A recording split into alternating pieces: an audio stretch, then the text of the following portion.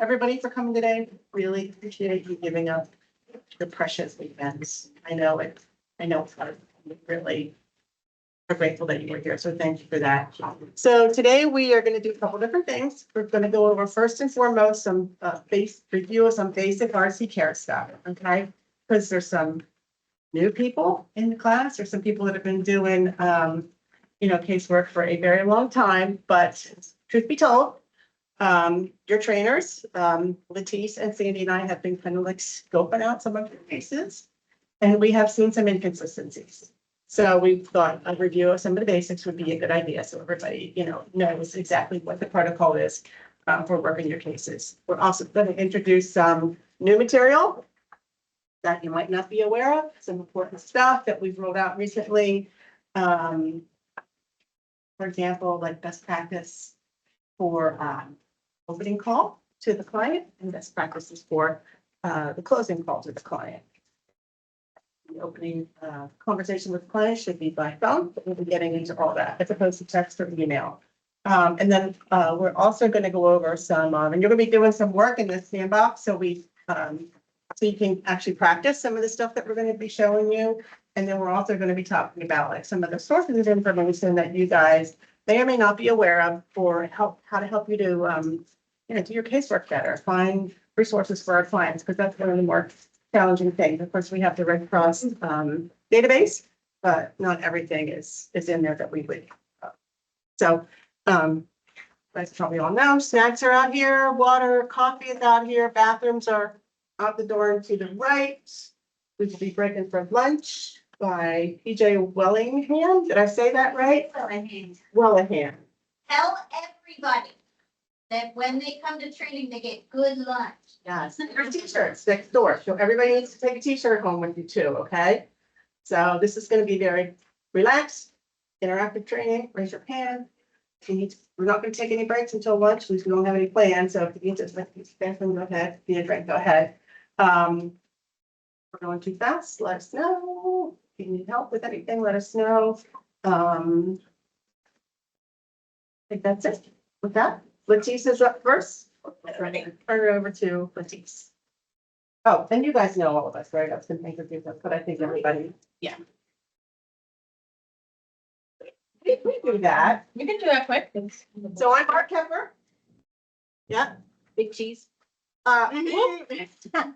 Knows this much? Go ahead. I'm Latisse Brown. I'm the casework supervisor for York County.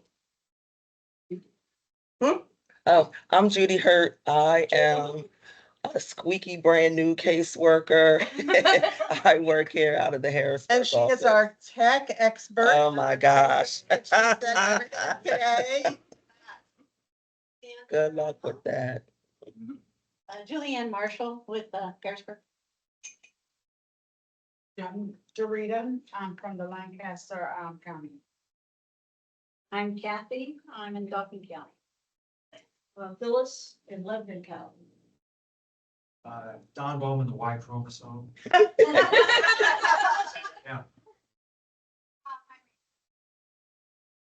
She's right. We are expecting one more male.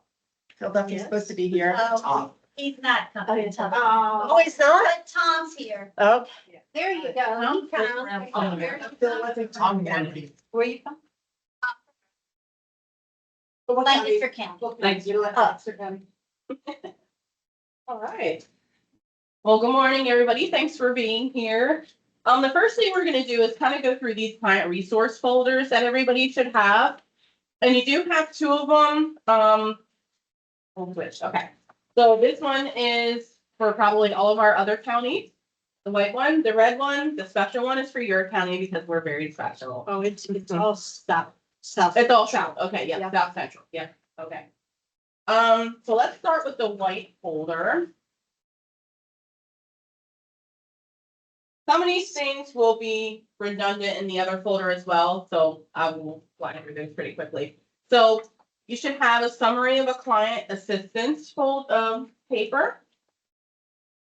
This is one that the DAT team usually fills out before it gets to us. They write the primary client's name, the case number, so the client actually has that one paper when we give them the folder. And then they'll check off the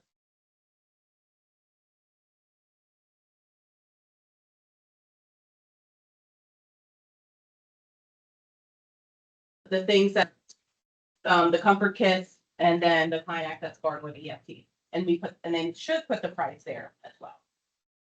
The Red Cross phone number is also on this paper.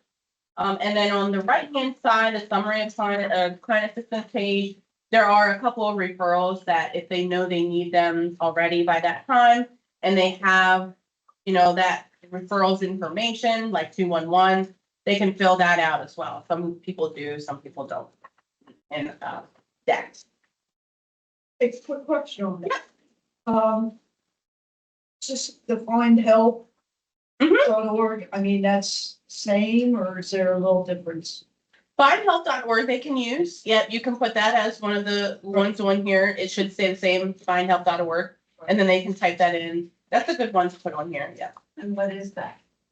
It's like a client resource database where you put in, if you go through the case to do it, which we'll go through later, it automatically shows you resources from that zip code of the thing. So when I was doing casework for Pittsburgh area, I can go in under a Pittsburgh case and it'll show me all the Pittsburgh resources. So that's pretty cool. Isn't it rebranded now? Resources.redcross.org. I think it is. So Yeah. there is findhelp.org is available to the general public, Yes. so that's not a Red Cross thing, any human can go on there. Yeah. Okay, Yeah. but it's the same database. I think 211 and findhelp.org are the same, but the Oh. redcross.org one and the one you go through RC Care, those two are the same. So, but they're separate. Okay. And on the back of that form, we also have it in Spanish too. If you have it Spanish speaking. Fine. So this is, can I jump in real quick? Yeah. So this is the form that many times if a client goes to, I don't know, Salvation Army or some other organization and they need a referral. Tell them to take this. Proof that, Mhm. the Red Cross, that they were fired, that the Red Cross has helped them, it's this form. And many times, the people get this folder at the time of the fire, but if they're in a trauma situation, they might have lost it, they might have never looked at it, they don't remember if they got this, so we have to send it to them, and there is a way, and I think we're gonna get into that later, Yep. right? That Yep. we can get this letter dumped, we have to fill it out for them, and we can send it to them. We have that. Okay. And then behind that page, we have a moving forward together page. At the top, we can write in their case number. Well, that again should do this, that they should write in their case number. And this is just information of, as Barb said, they're just kind of crazy. They may be in shock. They may be just running around. That they can read through this when they get a chance, maybe once they're settled for their night or the next day. It's some general reminders of what to do right after a fire, to contact their landlord or their homeowner's insurance, what to do within 72 hours, contacting their family, contacting their kids' schools, things you may not think of when you just, literally lost everything. So we just have some general reminders here for them in English and in Spanish on both sides.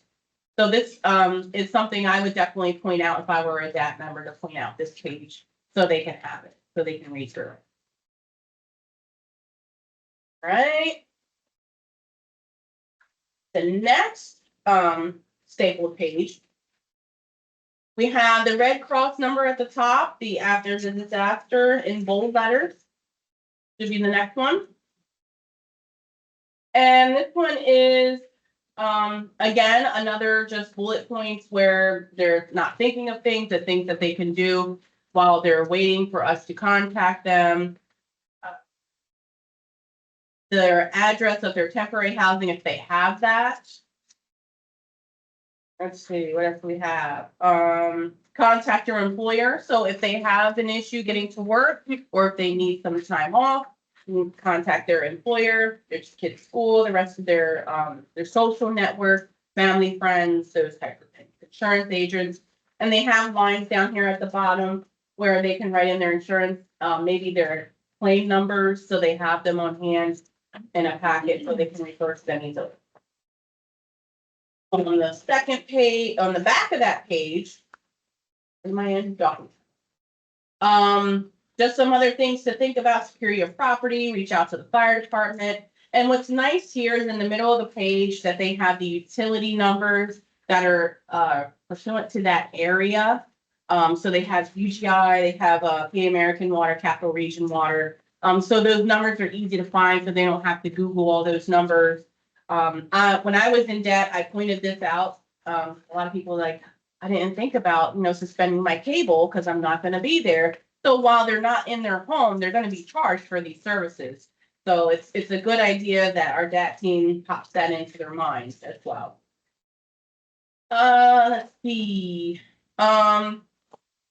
Tri-County Action Network and Dauphin County Housing Authority numbers are here in the middle in the box. We want to point that out as well. They may be able to help with temporary housing, or if they do not plan to return home, maybe find them more permanent housing. We want to make sure that our DAT team is telling them that they should call these right away if they don't plan to return home. That way they can get on the list or whatever needs to happen. And is this available to folks with insurance? This here, yeah. Okay. Yeah, if they have renter's insurance, the renter's insurance only covers so much, usually only belongings. So the Action Network and the Housing Authority, they may be able to get them permanent housing, but usually they have long wait lists. So we tell them to try to do that. But if they don't plan to return, if their place is destroyed and they say, or they just say, I don't want to go back there, then maybe we could point them to these numbers to help. And down at the bottom, if they're a veteran, the veterans number is there. I hope each county has their veterans number there.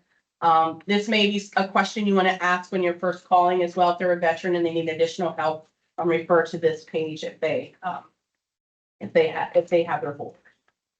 And it's nice at the bottom. Department of Aging and Crisis Intervention, very good numbers at the bottom as well. This page.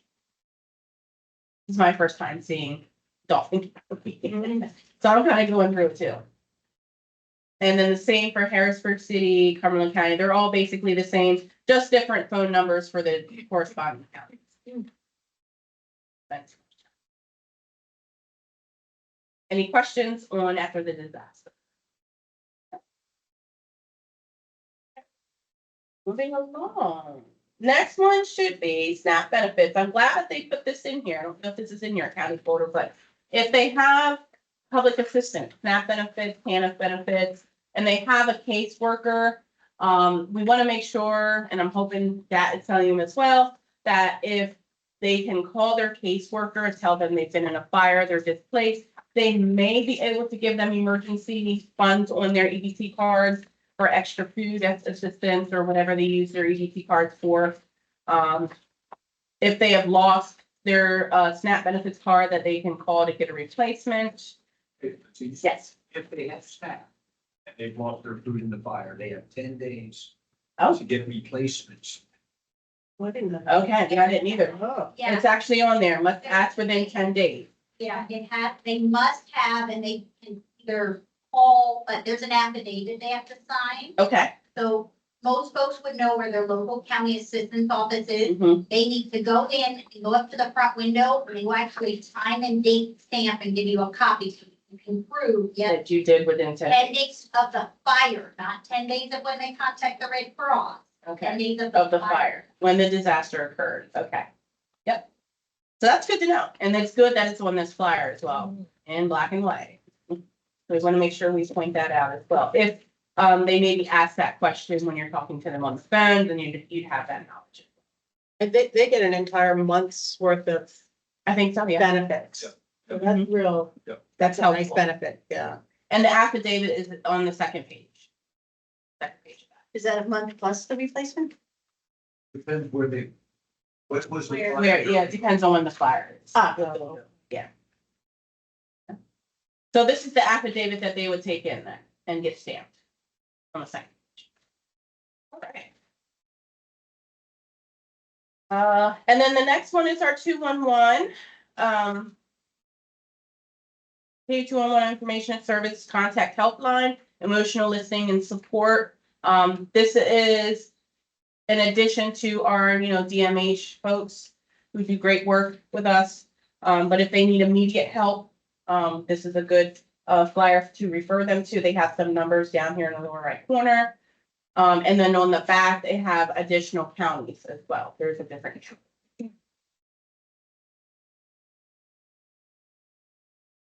Oh gosh, I am on the screen, aren't I? I was gonna say, I should be showing them like this. Right? Okay. And then the next one is why buy renter's insurance. This is good for people who are renting. When I rented in Maryland, it was required to have renter's insurance in each apartment that I lived in.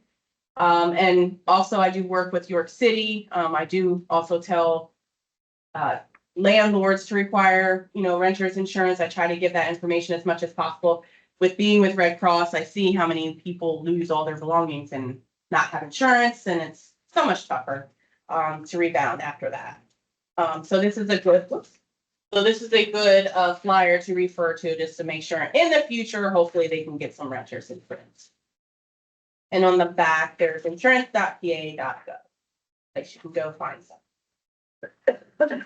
And the last one in the stack, cleaning up and removing smoke odor. This is really good tip sheet. I've had a couple clients ask me, we're having trouble getting the smoke smell out of our clothes. What can we do? I know when I was in debt, we used to give the big gallons of Odoban, and then they went down to the tablets, and then I don't think we give them anymore. Yeah. So what I tell people is just go to Lowe's, Home Depot, Walmart. They sell Odoban. It's maybe $9.99. I think it's the last price that I looked for a gallon. And tell them they can use their CAT card for that. If they go to Walmart or Lowe's, that if they want to buy this, that they can. How do you spell Odoban? It's ODOBAN. Odoban. And of course, other cleaning, actually the Odoban, you can use that with drapes, rugs. You can use it for anything that you can wash. It has the eucalyptus smell to it. Some people don't like that smell. It's a very harsh smell. I enjoy it, but some people don't. So I tell people wash it in the Odoban, get the smoky stuff out, and then wash it in your regular detergent. And that way you'll get your smells back. Other cleaning tips are on the back. This is a really helpful flyer, I think. Again, people may not be thinking correctly that they need to clean all their pots, pans, flatware, anything that was exposed to smoke and water. I had a client who was told by the fire department, the fire that at her home originated from an air fryer. Okay. And there's contents of the air fryer that are toxic. Okay. And she's been told that they'll have to take the home down to the studs Oh God. and destroy all the contents. That's clothes, blank, Because of the because stuff it started that from the air fryer is made of. Has anybody else had that? I've never heard of that.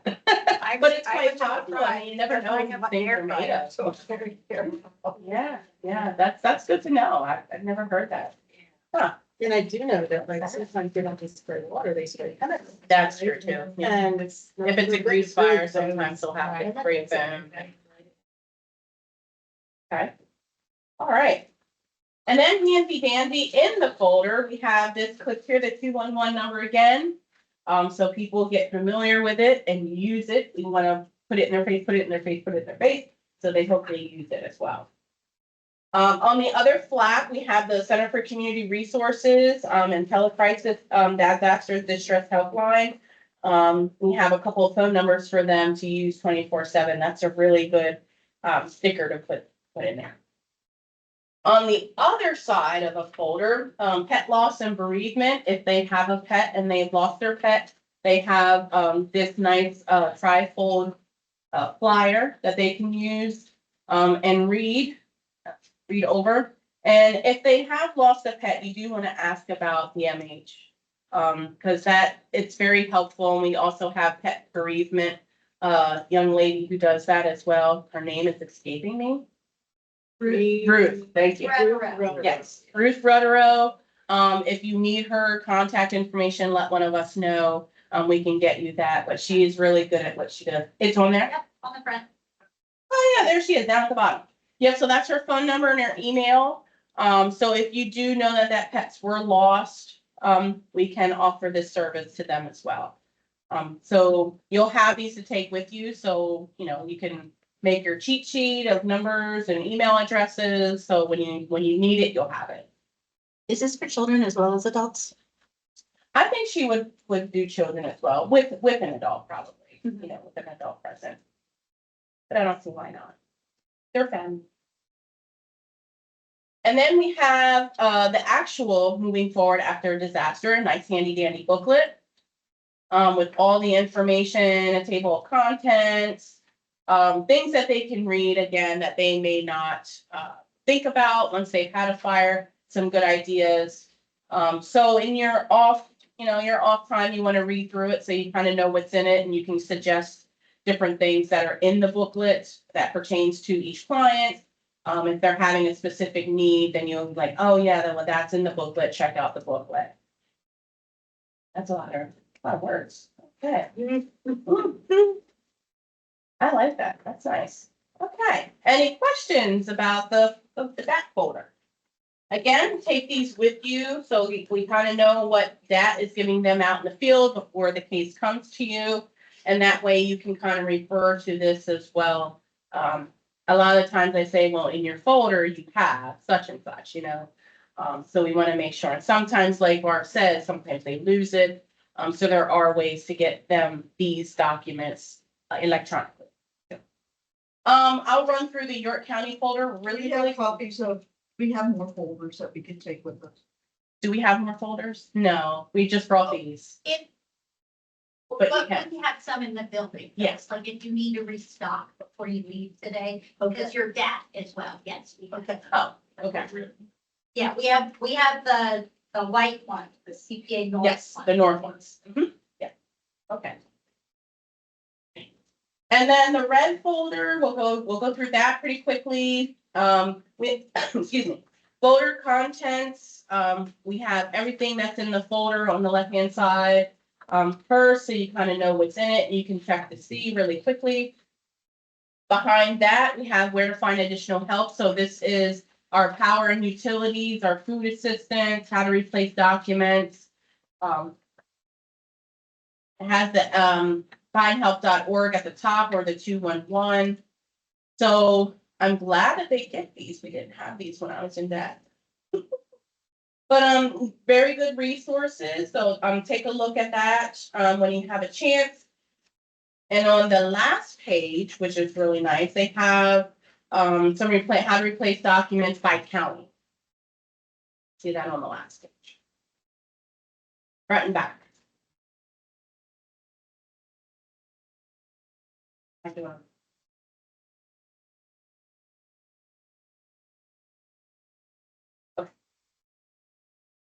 The next couple pages are actual, what we call in York County referrals. And we did this when I was in debt. We have specific referrals for specific resources. First one is St. John's Lutheran's Church. It's a church that gives a basket of laundry supplies. So if a family does return home, they can go ahead and call the number and see what kind of laundry supplies and cleaning supplies that they can get. Normally, as a DAP member, we would fill out the top part and sign signature of Red Cross representative.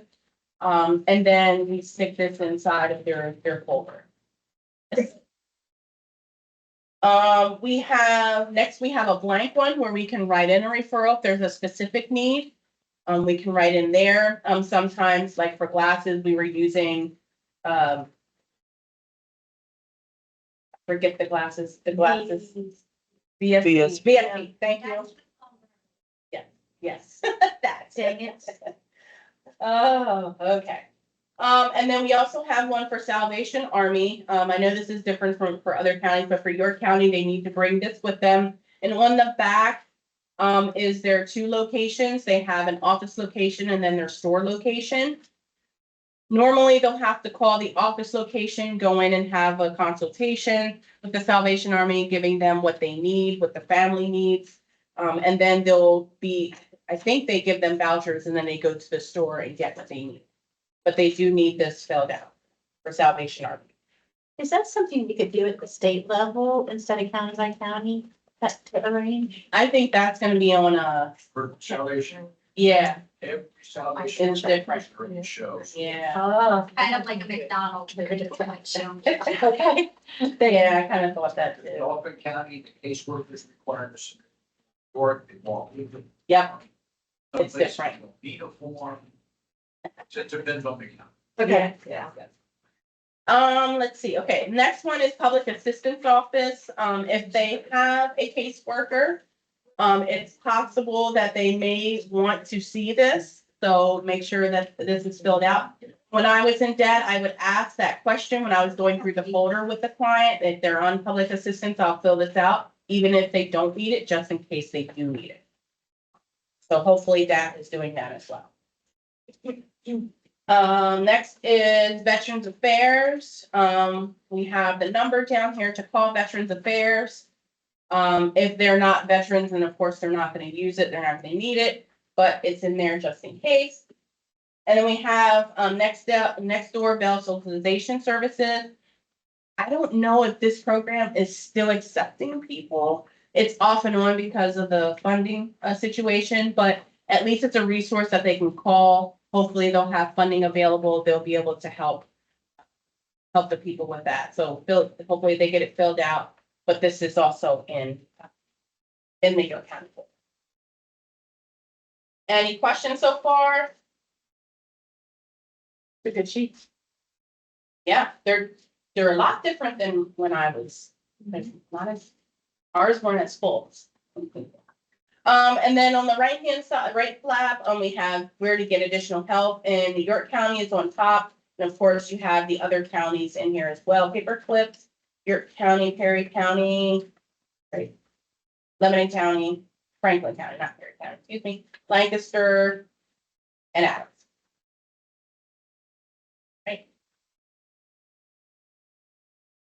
One second. Okay. And then on the other side, you also have stapled together the summary of client assistance. The same as the other county, it just looks a little different. You still have your case number, the information from the client, and then what documents you have given them. And then on the right side, some community referrals that you can give them right away. And then we have the Spanish page 2. Then we have the moving forward together and moving forward after a disaster. They are pretty much the same, I'm sure, front and back. Spanish on the second side. And moving forward after a disaster, and then your cleanup as well. Removing smoke. And that's it for me for these. Any questions about the redact folder? I could say sometimes it's never over for 3 years. Now I got used to it. And most that people don't do it.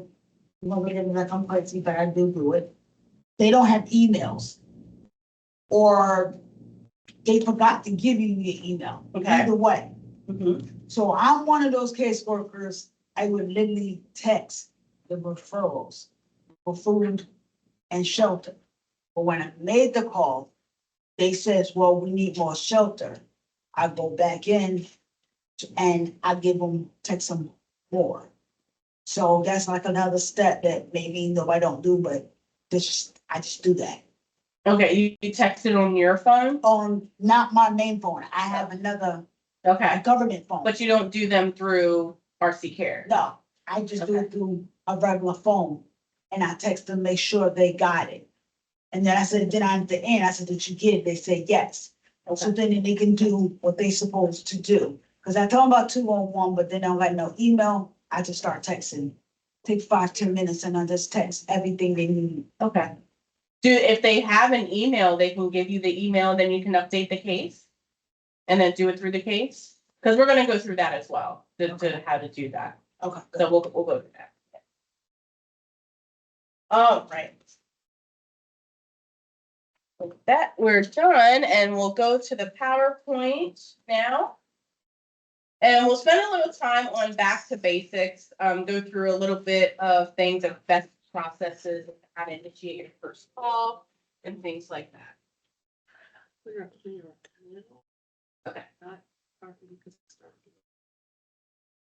This shouldn't take too much time. Okay.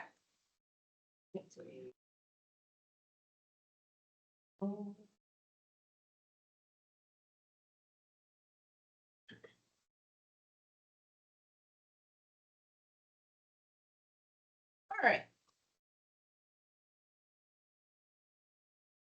Okay. Down. Hmm. We need to Yep, get the down. first slide, yeah, the first slide. Please. I'll go there. Okay. Sorry about that. Can we make it Go. bigger?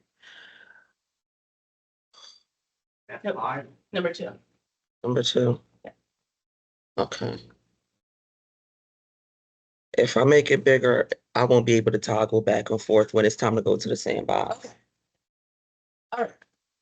So when you first go into a case, normally what I do is I'll text you the case number and I'll also send a task. When you go in for your first time, it's a good practice to check their eligibility.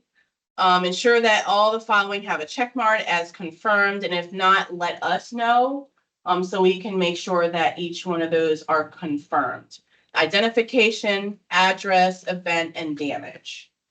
So just check those. They're about halfway down the page under eligibility. And sometimes they'll have provisional checked and not confirmed checked. That's when you want to reach out to us as well. I normally go through the case beforehand to check those things, but in case I miss something or we miss something, if they're not checked, just say, hey, these are not checked, because we may not be able to issue supplemental should something not be confirmed. And who are we gonna say hey to? Casework supervisor. Oh, yeah. You're welcome. All right. Hold on a second.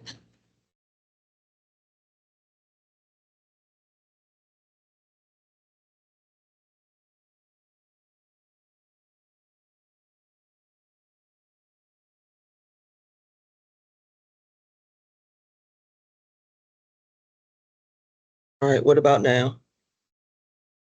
That, Okay. not the house. Yeah. Oh, no, that's not right. Y'all need to hire a professional, not an amateur. You're doing good, Judith. Thank you. You're doing good. All right, let's You're doing see great. now. You are. Let's They see. get there. If need Alright, be, I'll and it's bring out still bits not doing separately. that. Yeah, there's one on the top and then you can try this one as well, but yeah, there's no, believe it or not, Tom and I have zero control over technology whatsoever. I hear you. We can't, All right, what about now? That's good. Yep. Melinda, what about now? No, you don't see the back to basics? Okay. No. Alright, so, I can bring up the Well, no, I'm PowerPoint talking about- separately if need be. all right, let me stop sharing.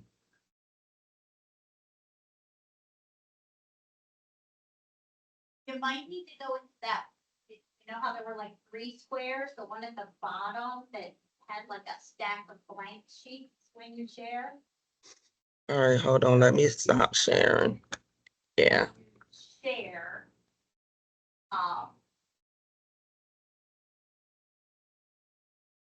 It's shared. Go into that, see where it says window, click that. and right here. Like you choose your window. Under window. No. No. All right, try it again. Share, then where? Window where it says 5. It's window 5, click that. and it'll Gotcha. Yay. extend- Thank you. Great job, Judith. Great job. Do you see it now? Yes. Okay. Woo! Yes. Okay. Yes, Alrighty. thank you. All right. So the feed tab, when you click over to the feed tab, I like to try to tell people when I'm training them that you want to look from the bottom up because it is in feed form. So your oldest things will be at the bottom, your newest things will be at the top. So if you kind of want to go back through the case and see from beginning to end, it's from bottom to top. So just when I first looked at it, I was so confused. But ensure the primary client box is completely filled out. This is where if they don't have an email address, you want to make sure that's something that you ask them the first time you speak to them. and explain why we need their email. That's the easiest way to send referrals. And it's also another contact, in case texting or calling doesn't work. I've gotten cases where the phone number doesn't work, so you can't text or call, but I've gotten through with an email. And I know our DAT members, they try their hardest. Sometimes clients don't want to get their email address out, but we can try again if they don't put one in. Notice their preferred method of contact, if it is a text, email, or phone. And we try to honor that, whichever way they want to be contacted. However, if you do speak with them and they say, well, just text me next time or just call me next time, then you can go ahead and call them. Just whatever they prefer. The first time you go through though, the first time you contact the client, best practice is to call. You're going to have a ton of questions to follow up with them on. Did you call your insurance? Did you call your landlord? Where are you guys staying? Do you plan to go back?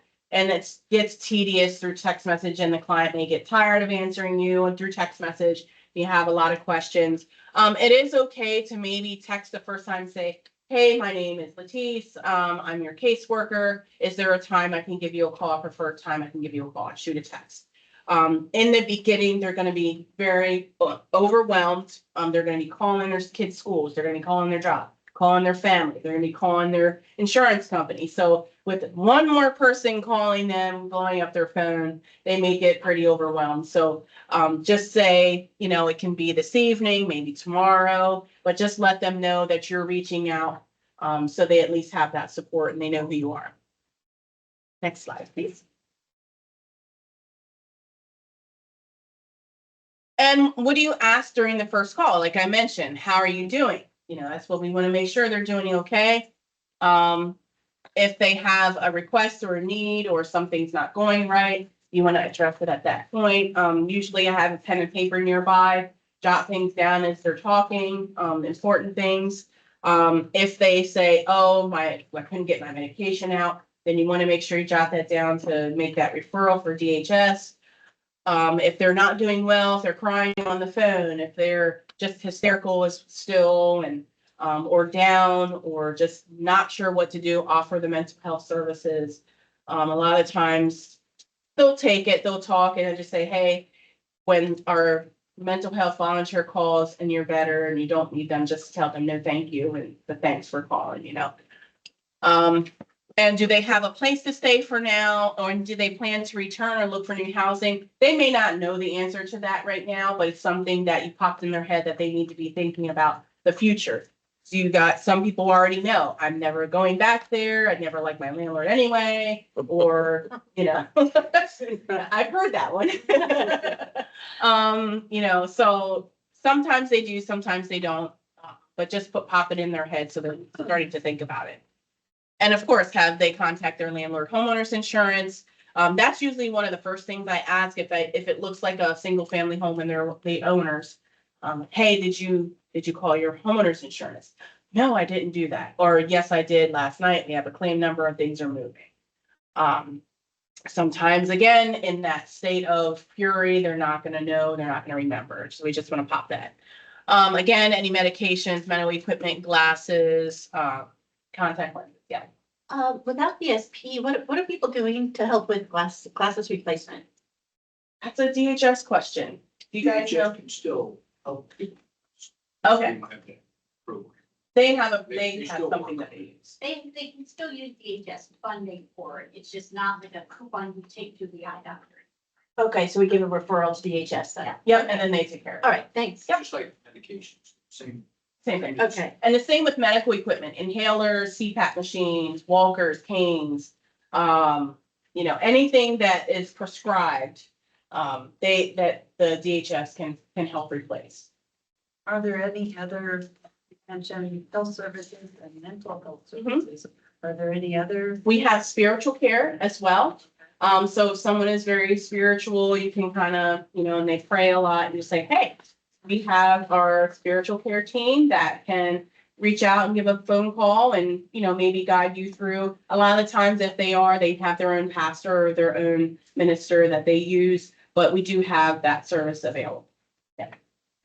Those spiritual care folks also do have a small budget, so that if someone lost a rosary or a prayer rug or a Bible, they can provide funding to replace those. I didn't know. And it isn't just the normal, not normal, but it's the common denominations. Right. You know, it can be. It can be any denomination. Muslims, whatever, so. Oh, yeah. Okay. And my church has a standing offer for Bibles, so, Okay. yeah, Yeah, wonderful. for those who attend, yes. Awesome. Okay. Also during the first call, listen to the tone of the client. Do they think they need emotional support? I did go through this. How are they coping? How are they feeling? Well, like they like a call. I kind of like to, I don't know how I say it, bring up our DHS and DMH, and I just say our wonderful our emotional support volunteers and our great nurses at our DHS, so they feel comfortable with someone else coming into the conversation. I try to do that. And in closing, oh yeah, and just let them know once you're done asking your questions, and make sure you ask them if they have any questions, concerns before you leave them for that phone call. And then just let them know, hey, I'll check back in a day or two. Or if they're doing good, they're already in a hotel and their insurance is already picked up, maybe 3 or 4 days, but you want to check back either 1 or 2 days or 3 or 4 days just to see how things are going. Hey, I'll text you in a few days, see how things are going. They appreciate that. They appreciate that a lot. Yeah, next slide.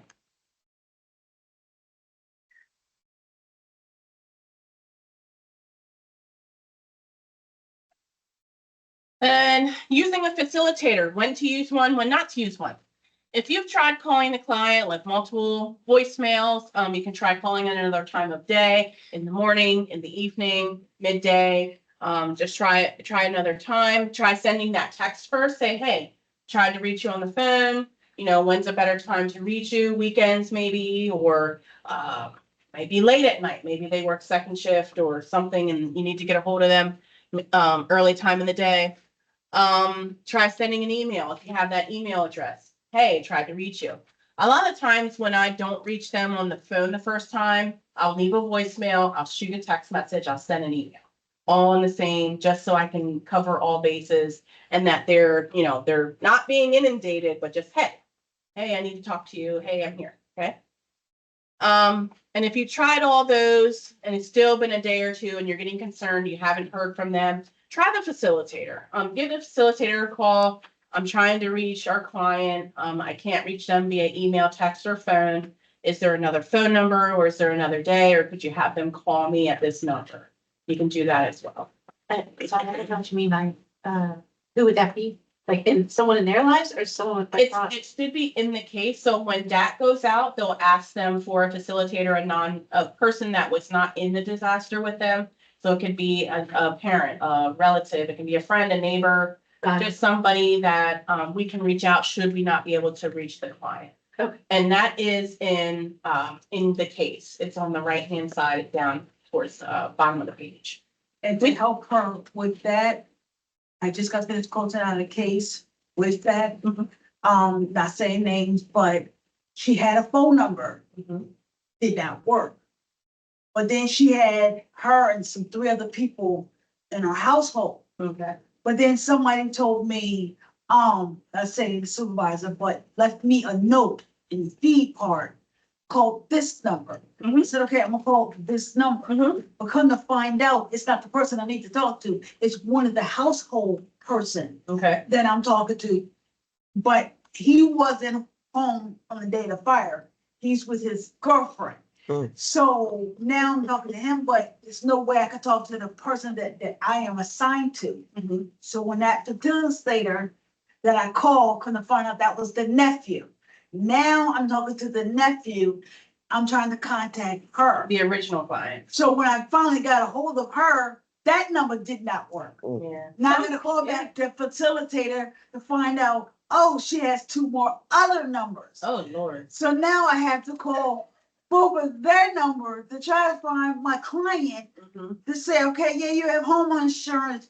Now Are they doing what they're supposed to do? Are you still in the hotel? Now I'm repeating with the first phone call to make sure that anything changed in that between 2 to 4 day change. Yep. So I finally closed it out, but I had to go through so many other steps to try But to you, find it. but you use the facilitator Yeah. to try to find the client if the number's for someone to. Right. Yep, that's a perfect use of a facilitator. All right, next one, please. All right, adding notes. So every time you make an attempt, not even if you talk to the client, but if you make an attempt, please log that attempt that you make. If you left a voicemail, there's a drop down that says left a voicemail. You can just use that. If you spoke with them, you can use log a call contact made, and then you just type in kind of what you talked about, questions you asked, any information that they provided to you. But we want to make sure we don't include any HIPAA protected information, no names of medications, no diagnoses, things like that. You want to leave that stuff out. Just say our nurse will contact about health needs or mental health, those types of things. For general information like new phone numbers or a note for our DHS and DMH, you want to put it in a case comment. So that's separate from logging a call. You also have case comment in your options there. That's where you can just type in things you want to let other Red Cross people know when they look at the case. When issuing, again, don't put any HIPAA information in that. Sorry. And when issuing supplemental, if you're going to issue supplemental, please put a case comment, say, I gave referrals, issuing supplemental because of this reason. Just kind of give an overview of why you're giving supplemental. We want to use our resources first, and then if those don't work or they need a little extra help, then we can issue supplemental, but we want to see case comments when you're issuing supplemental. Any questions? Next one. I'm gonna try to go a little faster. Okay. Making a correction to client's information. This can get a little dicey. I know it's it's time, I want to say time consuming, but once you make a correction to the client's information, your case is going to lock and you won't be able to do anything in your case. So if you know you have to make a change, you have to make a change to the phone number, email address, spelling of their name, date of birth, anything like that, write it down, do everything you have to do in the case, and then when you're done with that case for the day, make your change. Because the change will then have to be approved by national, and it takes them 24 to 48 hours to get to it. So once because they have to call the client, contact the client, say they want to change this to your name. Is this the correct spelling? Is this the correct email address? Did we spell it right? That type of thing. And then if the client says, yes, that's right, then they have to go back in and do their changes and unlock the case. So it can take 24 to 48 hours for that to happen. So again, if you have to make any client changes, make sure you do I've made the mistake of not putting in my case note before changing the phone number because I had it in my mind and I didn't write it down. And then I was like, crap, I locked the case. Can't do anything. So I had to do it after. But I learned the hard way. So to make a correction, click on the client first and last name under primary client on the left-hand side of the page. We'll have you guys practice this as well. So I'm going to go through it really quick. Click the blue update contact button in the pop-up box. You'll see pending email or pending name, date of birth, that kind of thing. There's a bunch in the box there. And this is where you would put the corrected email or phone number or first or last name. After you're finished, click pending require immediate action. If it's something that you need done quickly, if the clients are okay, they're doing well, then you can just leave it as is. But if you know the client may need to hear from you in the next day or two, you can click that pending require immediate action. So that ticks it up a little bit. So national will make it to it a little quicker. And then hit update. After the case will be locked, no changes can be made, 24 to 48 hours, and then they will unlock the case. Next slide, please. Is there anybody here that has never made a change to client's information? Yeah, sure. So I thought that we were just sending an email. Are we doing something in the case itself, or are we in addition to the email that we're sending? If you're familiar with how to make the changes, we want the caseworkers to be able to make changes. That way, you know, you guys can take care of that. But you can shoot us an email and just say, hey, I'm changing this or need to change that. Or if you're not familiar in how to do it, if you're not confident in how to do it, you can let us know. Just say, hey, the client needs to change their email address to this. And then one of us maybe can go in and do it for you. But we'll show you how to do it. It's Yeah. minor thing, but I get a lot of pets where it's listed in RC care is missing all the time. Oh, yeah, we got our cat back. Mhm. We want to change, I put it You in, in the feed. when Yeah. I log- Now that type of thing, you can change it. That type of thing will not lock the case. If you're just updating a status of a person or a pet. Because I've done that. I know there was one client that had five cats.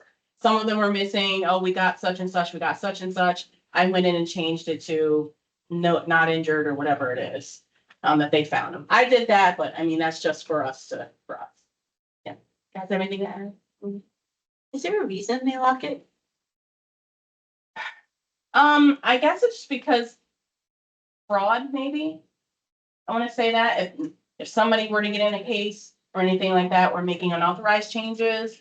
But I think they lock it because they want to verify with the client that what we're changing is correct. So I don't want to take it upon myself to just change something in somebody's case. This is their personal information. It's saying that makes them verify that. Right. Yeah, they want to make sure it's verified. That's correct. And here's some screenshots of kind of what I was just describing. If you're gonna change the primary client information, you'll click on their blue, the blue name, and then go down another one, please. And then you'll hit update contact in the upper left corner there, that's circled. And then the next slide, please. And then it'll pop up here, update primary contact information. These all say pending, so pending first name, last name, zip, city, date of birth, pending street, pending unit, and then at the bottom you have email and phone number. That's where you'll put the new information. You'll put the new information in there. If it's just an email, just a phone number, put it in there, and then at the bottom you'll scroll down a little bit, and there's an update contact change. Only put the information you're changing. Yes. You don't have to fill it. You don't have to fill out everything, just the new information that you're looking to change. Yeah, next slide, please. Okay.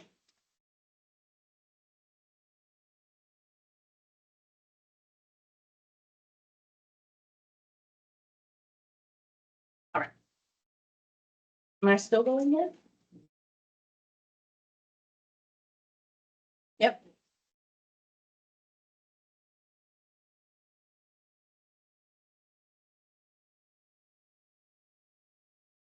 Or did I go on to the next one?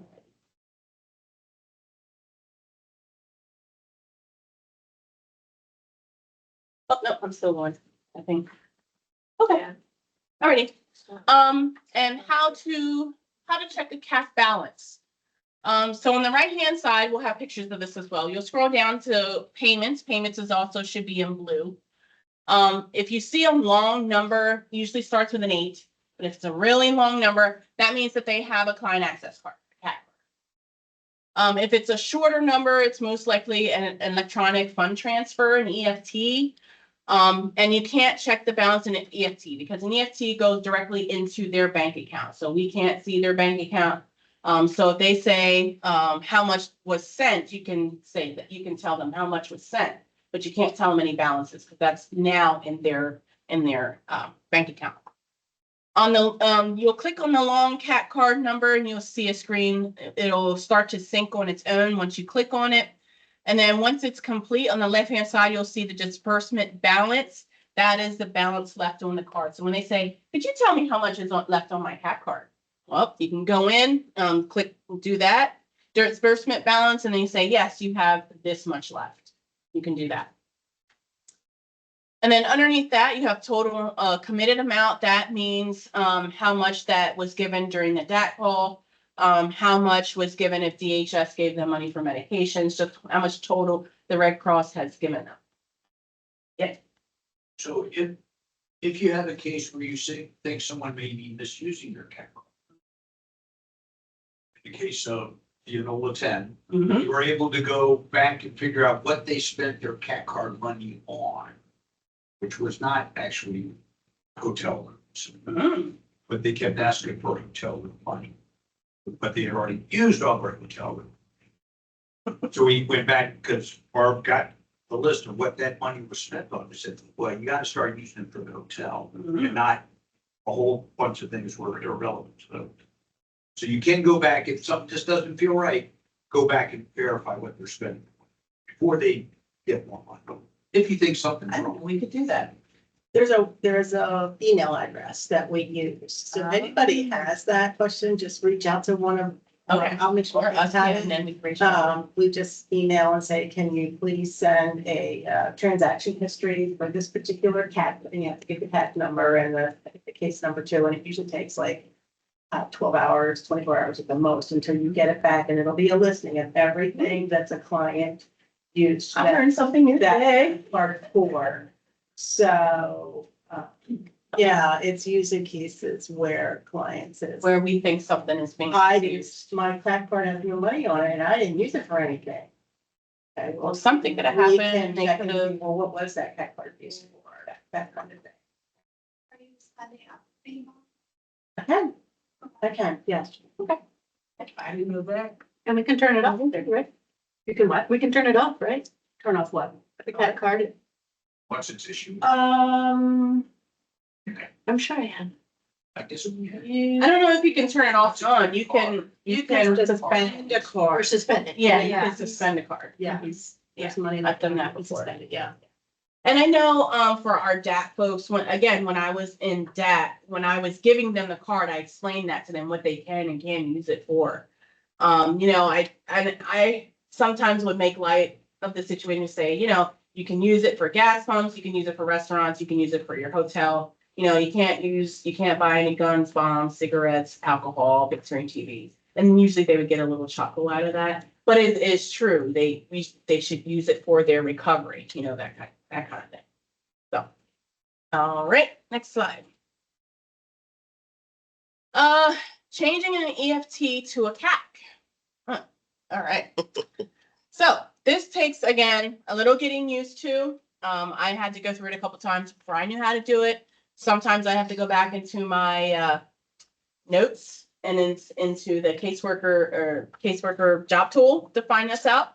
But sometimes if they got an EFT and realize they want a CAC card, the EFT can be voided and a CAC issued, but it needs to be done by a supervisor. So if they tell you that, just reach out to myself, Sandy, or Barb, and we can get that process going.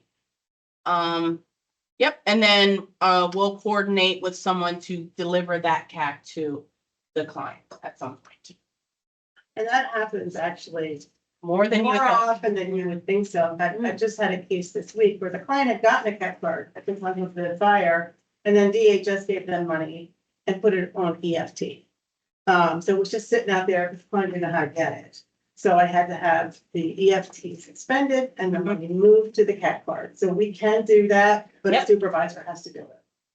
Or you just screw it up like I did. The client got it initially as a CAT card. And I didn't Mhm. realize it was ready for vacation. I gave a supplemental on EMT. I forgot that. Ah. I went on vacation. That's the one. Oh, Client called National. He yes. kept trying to call me. But Weird you're- messages like, hi, this is so-and-so. Uh-huh. He didn't say what he's calling for. Then he called National. Okay, so they got it fixed. They do. All right. And next slide, please. All right, text, now it's your guys' turn. I'm done talking. So now it's your guys' turn. Did one of you guys want to explain the exercise? Can everybody open up the sandbox? First, I need Judy to help me because that's cool. The internet? Yeah, are we taking on Wi-Fi? Okay. It won't go through. Yep. I'm trying to, it won't go through. So, so you've never done it? Do you want to watch the film? Yeah, expression. Yeah, what are we, Yeah. just look for a client. Here, over here. Julianne, why don't you do Ben Franklin? Okay. You want to do Here, Betsy here. Ross? I know it's not very dark. Thank you so much. Let's you You go. do Betsy Ross? Oh, I'm sorry, my internet. This one. Anita, once you get in, you could do Abe Lincoln. That's the case number in the sandbox. And then Dawn, do you want to do Wiley? Wile E. Coyote. Any coyote. Super genius. Does someone want to? That's the good yeah, yeah. I think you're Okay. good being on your own. Okay. Yeah. See how that's doing? Is it not one for you? No, it's my keyboard. Oh. There it shows, that's two balls. Okay. Okay, here we go. This is where we should make a correction. Yeah, maybe correction, and email. Just make one up. I don't think It's all fake stuff. I'll let you guys try it. We can go through it together if you need. Which,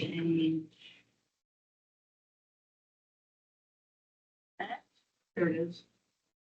Yeah. But to make a change, I know. You're still getting that golden hair. the blue, where their name is in blue. Yeah. Yep. It's Mason French. Doing okay? Yes, good. okay. Okay. So you're going a little bit more. There you go. Then you click on update contact. Were you able to get the same box, Dorita? You know you want to send that out there and change your email address. Just type in anything, make it up. This is the touch screen. At gmail.com.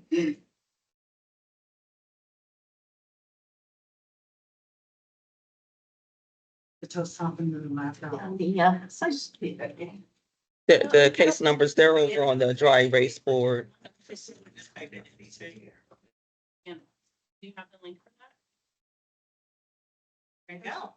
And I did it. Now you should be able to see that the case is gonna say it's locked.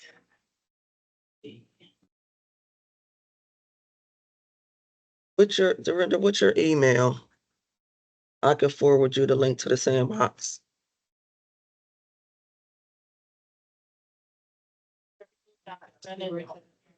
Hold on. Yep. Okay, good. The next thing was to check to see if Peter Betsy Ross is a I veteran. don't know what it is. She's gonna email it to you. Oh, she's emailing, okay. Let me see. What is your Red Cross email? So we're good. It's all in my bookmark. Okay. That makes life easier for me to put it in my bookmark. I know, I have hundreds of photos. click on that email address. And tabs, oh, I have an email tabs. But you can tell what I have inside. See, RC care is in there, you see I got things that is in there. It's too small and it's too small. Yeah, there we go. Oh, okay. And they gave you. So you. Okay, what is it? Dorita. Oh, here it is, right here. It's on the feed. It's right here. Demographics. Demographics. Oh, check demographics, guys. That's where the veterans stuff is. Oh, okay. The graphics, yeah, okay. There you are. Well, you can make your own. Might be another. It's AOL. Is it close, just like, I know it gets in my phone. So it's just- So it's this one. Nope, not that one. Your focus. There's so much information, it's. I know. It's hard to. And every time you look at it. I didn't remember. Yep, right there. Yeah. It's AOL. Yeah. Something. Yeah.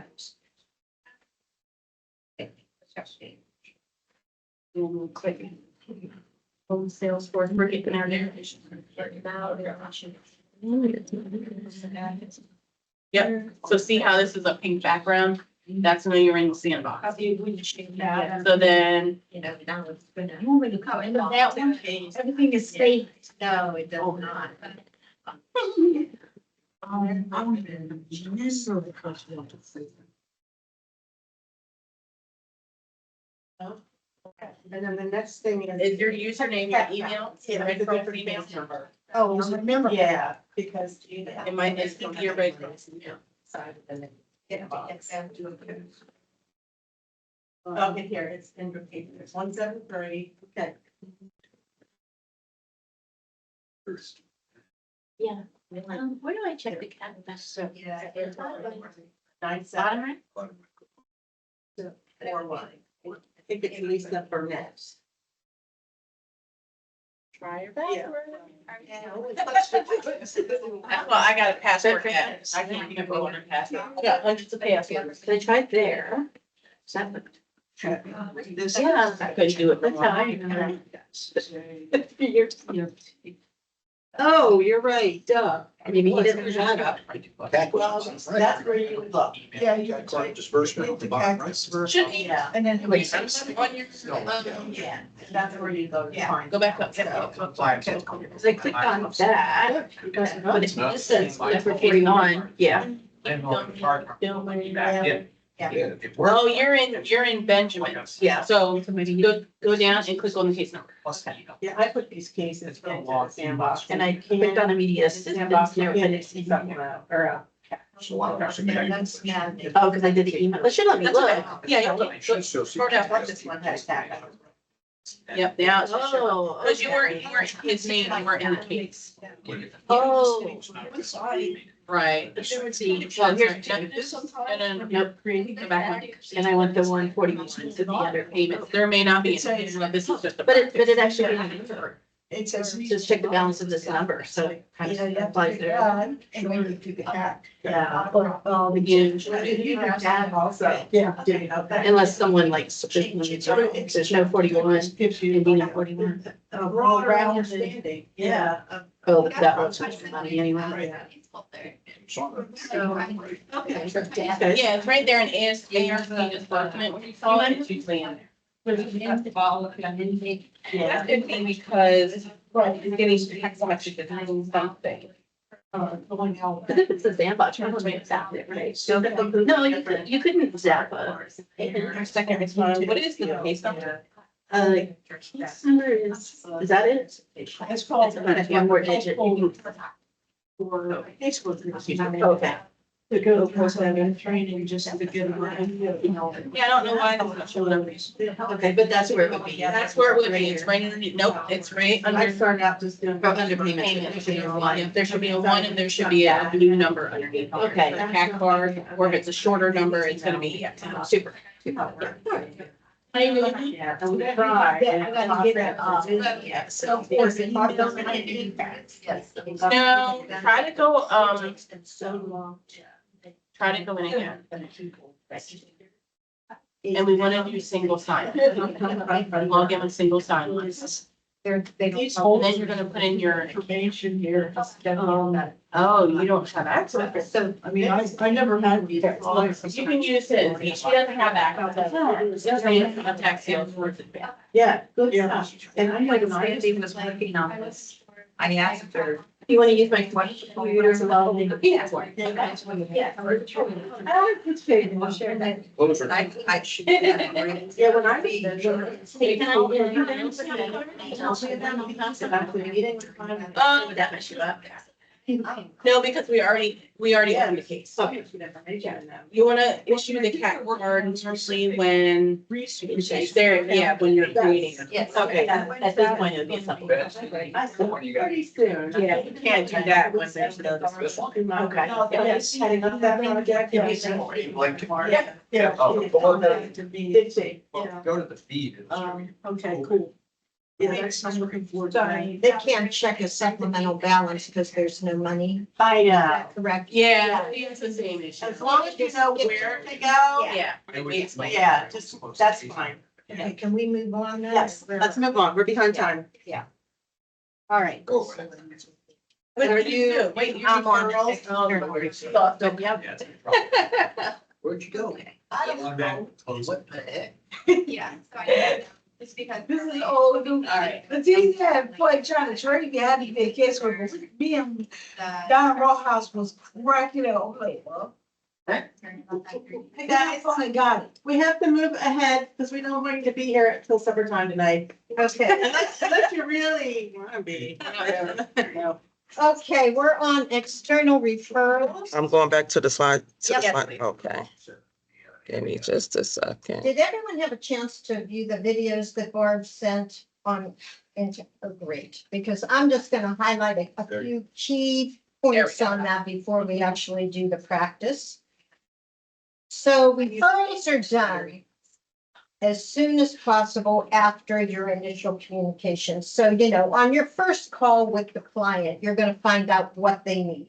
You're going to ask them, would you like resources for food, for clothing, for shelter?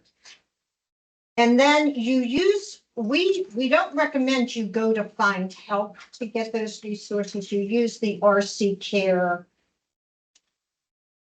link to access the resources. And there are a couple reasons. Number one, it's the zip code for that individual is already in the system. They may have, for a DRO, they may have added resources into our Red Cross resource directory. So that's the one we want to use. If you're unfamiliar with a resource, if it's something you haven't used before, I know that this can be time consuming up front, but so valuable if you double check and give a call to the resource just to make sure they're still active. And it's good to build a rapport with some of the resources, because when you refer someone, what they're getting. And sometimes the times aren't quite up to date. You know how you can look at what days they're open and what times they're open. So, you don't have to do this all at once, but as you work your cases, try to touch base with resources periodically. And it's important to talk through the referrals. After you give the client the referral, you need to follow up then and just say, did you contact the referrals? Were you able to reach the referrals? Do you have any questions? And I'd like to divide, if you're going to give someone 8 referrals, I divide them. I put subheadings, food, clothing, shelter. So it's not so overwhelming for them to get like 8 or 10 links all at one time. And I think that's very helpful for them too. Any questions on external? Okay, internal. You can. Okay. Okay, so for internal referrals, and everyone knows where to get the internal versus external referrals in the system, right? So the internal referrals are DHS, DMH, DSC, which is Disaster Spiritual Care, and ICCT is the Integrated Care Condolence Team. That is if you have a client who lost someone in the fire. So someone in the household has been affected. That's a person, not a pet, right? That is correct. Yes. Absolutely. Just human, yes. So these referrals are usually made on intake. You'll see them on the service screen on the home page. However, sometimes if you're talking to the client, they didn't realize they lost their glasses or that their cane was left in the house and they can't get back in. So if you need to request DHS, you go into that internal referral. You do the down arrow and click DHS, and then it'll ask if there are multiple people in the case who needs the DHS. And sometimes 3 people lost their glasses. So, you go in there for each individual and you add DHS. The same with DMH. If they have, if you notice someone is really beside themselves, I always ask, would you like to talk to a counselor? We have excellent counselors that can provide you with resources. And many times they do say yes. So you can add DMH here. And again, for the individual that needs it. DSC, Disaster Spiritual Care, yes, they'll replace Bibles. We talked about that. They give comfort to people who are very spiritual. So you may ask them that too. The ICCT, you would never have to add that. That is something that a supervisor would do or the DAT team would do. So you don't have to worry about that. Okay. And I think we did cover everything in there. Do you have any questions on that? So if you do the referral Yeah. and there are multiple people, individuals, you do 3 referrals? Yes. Okay. If they all need it, yeah, you would do it 3 times. Okay. Yes. And I haven't done casework for years, so when I did when you clicked on referral, it didn't send a notice to anybody. Does it do that now, or do we have to do it independently? You know, it does now. Do you find that? It does, It yes. didn't used to. Right, And then I would have to call the DMH supervisor Yep. and say, please assign somebody. Yep. And then that took extra time, but now they are really good. Now DHS has always done it themselves. Mhm. DMH now Now does it Oh, themselves. and the all four? And DSC and the ICCT again doesn't apply to us, but yes, those three. Once, Yes, once they're you click that button, it'll, Yeah, it'll and show up in there they- too. Yes, and then when you go back out to your home screen, you should see the DMH and the DHS and the ICCT under the service line. Okay, can you clarify? You said ICCT doesn't apply to us, but how would they know there's a fatality? Oh, from that? Yes, Okay. that is typically, they do it on site because now if someone dies later of their injuries, I don't know how that works. Does anyone know how that works? Yeah. Yeah. Okay. All right, there we go. So yes, again, that wouldn't be, you can certainly tell the supervisor and we'll take it from there. Okay. Okay. Now we have a check your knowledge. Yep. So we're gonna just do a referral online so that, can they keep? Can they keep the one you already Their assigned them? same case numbers. Yeah, keep your same case number and just practice doing a local food pantry for the client that you have.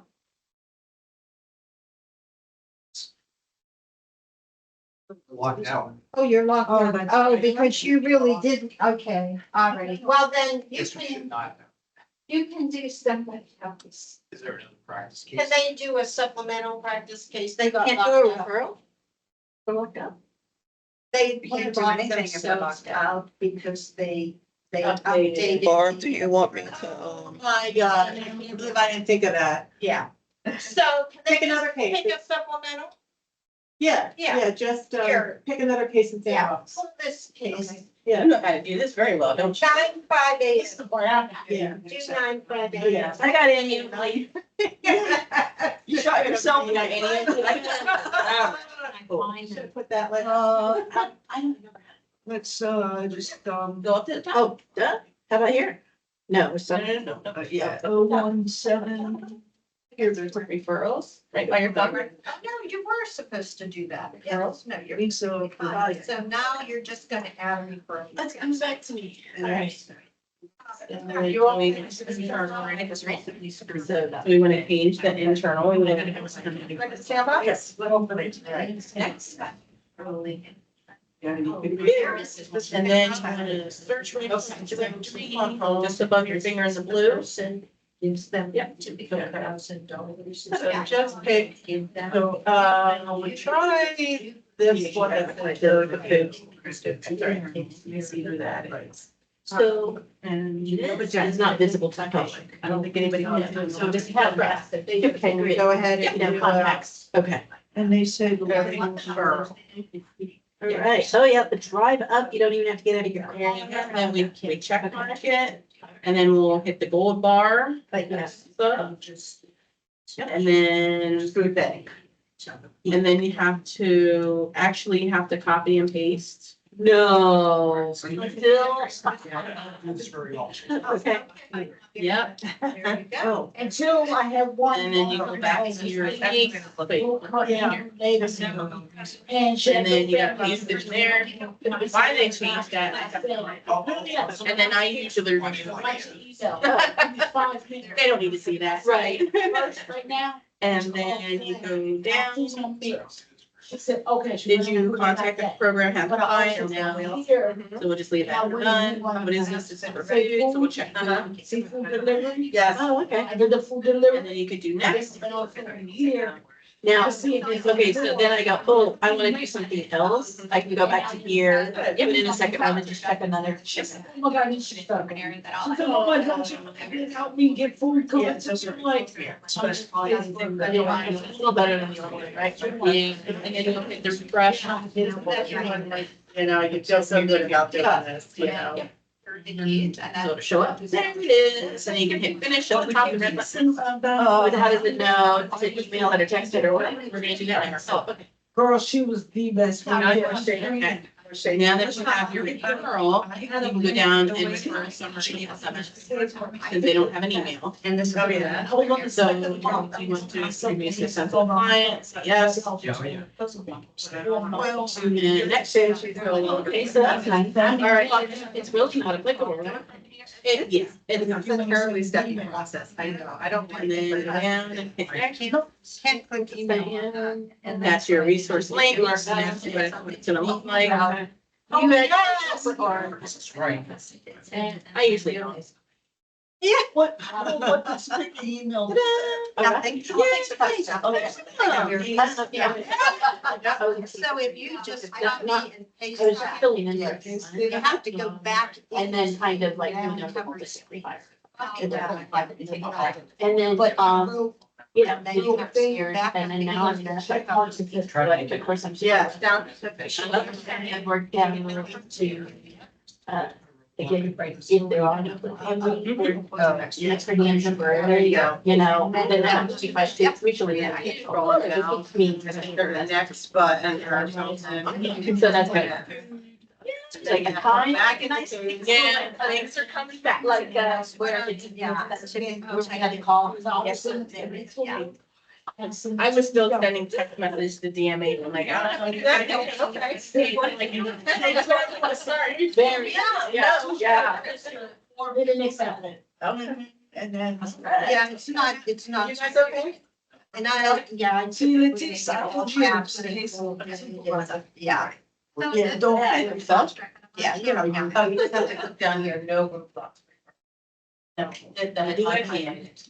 And you can, if they did not know that I do that, I bring down the list of set down the road that we homes. Then the next day I call my friend. Okay. And I don't know why. I still their own laws. Yeah, I know. But anyway, all right, no, keep scrolling down here as we go next. 11:15 on the back. So 11. Well, actually, you're probably right on time because we started 15 minutes late. We Probably did, did. yeah. That's true. Okay, Okay, are we we go back post? to the cave. Yeah, I think. And go down to. Okay. Sorry, your email is cutting. What you would do, there was a bunch here that would say referral summary email. Yeah. Where you can put it. This is where. Oh, no, it went back. Right, yeah, it's Steve, we're not. Supervisor or regional? That's right. And the reason why. I think who does? For Tom Cook? Tom. Yeah, Tom Cook. Oh, he does. Checking them. Yeah, she wanted to know who's the go-to guy in the north. And we say, it's you, Tom. You're the go-to guy. Reports. The Hours, Tom. Referrals in the text. Yeah. He does all the assigning, all that good stuff, like we. Oh, you do that too? Okay. Yeah, so, yeah, I do just your county and Sandy Yeah. does all the others. That's good. Okay. She's the performance. Oh, but yeah, you've got the busiest county though. She does. And it's okay. She said, yeah, York is a. But It is a tough one. It is a tough one, yeah. And, yeah, interesting community there. It is. Unfortunately, we have a lot of fatalities too. They come and go, like they come in waves, it seems like. Good. And then we also, you know, And do have a lot of visitors, like whatever, like we'll have, I think for a week, and then we'll have nothing for a month. And then we'll have some 4 months, and then nothing for 2 months. It's really. yes, and there are people out there that. Yes. Okay. Yeah, they can really think. All right, we're gonna try to keep moving here. So supplemental assistance, this is a big topic. It's typically not provided on the first call because you don't really have a good feel for what they need. So in the first call, you know, you're getting the referrals, you're sending the referrals. At the second call, then you see, okay, did you contact your referrals? Have they been able to help you? Well, no, you know, I still need it. My car is a problem and I have to travel an extra 30 minutes a day because I'm living with my aunt and whatever. so their gas usage has gone up. Okay, that's a very legitimate reason to give supplemental. Or if they're looking for another house or another rental, and they need an application because there's an application fee every time they apply for a rental. That's a very good reason to give supplemental, and that isn't something that you can get from a resource. So you talk these things through with them before supplemental is ever provided. Now, someone pointed out there on the resources, when you give the resources, if you don't identify a roadblock first, you have to check no roadblock applies or the email won't go through. So the roadblock too is something you should have identified at the first discussion. Okay, in order to give supplemental, you have to have at least one roadblock or you cannot give supplemental. So you identified that too in the discussion process. Make sure that they're trying the resources because some people would prefer not to bother calling anyone. They just would like us to give them money. That's what they want. They just want money. Well, I'm sorry. That's not how Red Cross works. And we have a process and all of our partners are here to help. We're here for your immediate need. I must say that truly 6 or 7 times a case. Yep. No, we're here for your immediate need. So, if they haven't contacted the referrals, you need to prompt them to contact the referrals. If referrals cannot meet the specific need, then we said, okay, now generally, if the damage classification is major or destroyed, supplemental, it qualifies. If it is uninhabitable, generally, you do not provide supplemental. Now, I don't say absolutely positively never, ever, ever, because you can't do that. Every once in a while, there may be a reason why you must provide supplemental to someone who is classified uninhabitable. However, that is so very rare that I don't even want to include it as an option. If you feel that someone under the uninhabitable warrants supplemental, then please give me a call, give Leticia a call, give Bart a call, and we'll talk it through. Generally, we do not. The same with extend your hotel stay. That is like a big red flag. It's a hot button. We don't give, that's not our role. Again, it's immediate need. It's not to let you stay in a hotel for 30 days. That is not what we do. So we don't want to give supplemental for an extended hotel stay. Now, if there are other extenuating circumstances that would qualify for supplemental, that is fine, give them supplemental. If they use it to stay in the hotel an extra, you don't know that. You don't know what they do with their money. But it has to be justified by Red Cross guidelines. So that's what I would recommend. And you typically only have 30 days to provide supplementals, so you need to watch that too. And as Letice mentioned, if you provide supplemental, you need to document that. And I can't stress documenting. I cannot stress this enough, because when we go in to check a file, if you're doing work, you're doing work, you're doing work. It's not that you're not doing work with a client, but I have no idea what you did because there's nothing in the feed. Same with referrals. If you gave a referral on your phone, and I understand you have to do that sometimes, at least document the feed and say, I provided referrals for food and clothing on my personal phone. At least do that so that we know what's going on in the case. But you can text referrals in the system too. It gives you that option once you have your referrals done. Any questions on supplemental? Does anybody know why we don't give supplemental to the policies? What's the logic behind that? Does anybody know? I could say because of the insurance. The insurance is supposed to pay for the hotel. And we're Well- not supposed to give them out money at all. Well, not everybody has insurance though, right? A lot of people don't have insurance. That is true too. So when you don't have insurance and say you pay the hotel out of your pocket, you know what I'm trying to say? I'll make sure the 211 was there. I'll make sure I give them referrals. I make sure to say, hey, you might go to welfare. I don't know, like that. I'll tell them like that. And then I'll give them a call another 3 days or so. Like, did you call 211? What did you do kind of story? You know what I'm trying to say to Yeah. you? And then I'll say, okay, I might just call my supervisor and like, hey, they're coming out of pocket to pay for the hotel now, because the money out that we gave them. What else can we do?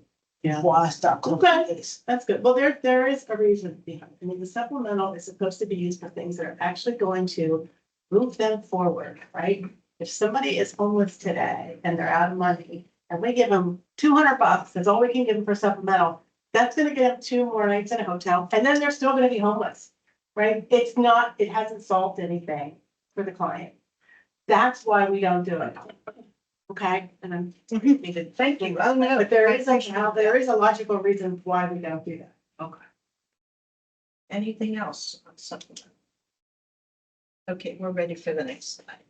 Okay, so the supplemental tiers, and this is something that too is really important to remind people of, because I do find that some people are not aware of this, but there are 3 tiers. Tier A is $100. And you know, if you have someone who they may have insurance, they may be doing well, and they don't need a full $200 in supplemental. They have a deductible on their insurance that you may want to assist them with. They may only need $100, so you don't have to give them $200 on your supplemental. If the need isn't there, if they just have a minimal need, you can give 100. Now, remember, once you give supplemental once, you're done. So you need to make sure you give the right amount whenever you issue it. But that's what I've had people ask me, well, what's the 100 for? That's what it's for if there's a minimal need. Most times you're going to give them $200 in supplemental. For 325, it's important to note they have to have 2 roadblocks, not 1, 2. And this is an and, be over 65 or a single parent family or have children under 6. They may have all 3 of those, you know, but they only need 1 plus 2 roadblocks in order to qualify for $325. That's the maximum supplemental you can give. And you do have to be careful, because if you're doing it because they are a single parent, you need to go back into demographics where you just were there to change the email address and check single parent, or the supplemental will not go through. If they're over 65, the system knows they're over 65. And if they have children under 6, the system knows that already, but not if they're a single parent. Any questions on the tiers? Okay, then we're going to go ahead and have a practice. And Barb listed the supplemental case numbers. Dawn and Rachel already took one. They took the last one here. Okay. So You guys do the first one that ends in 545.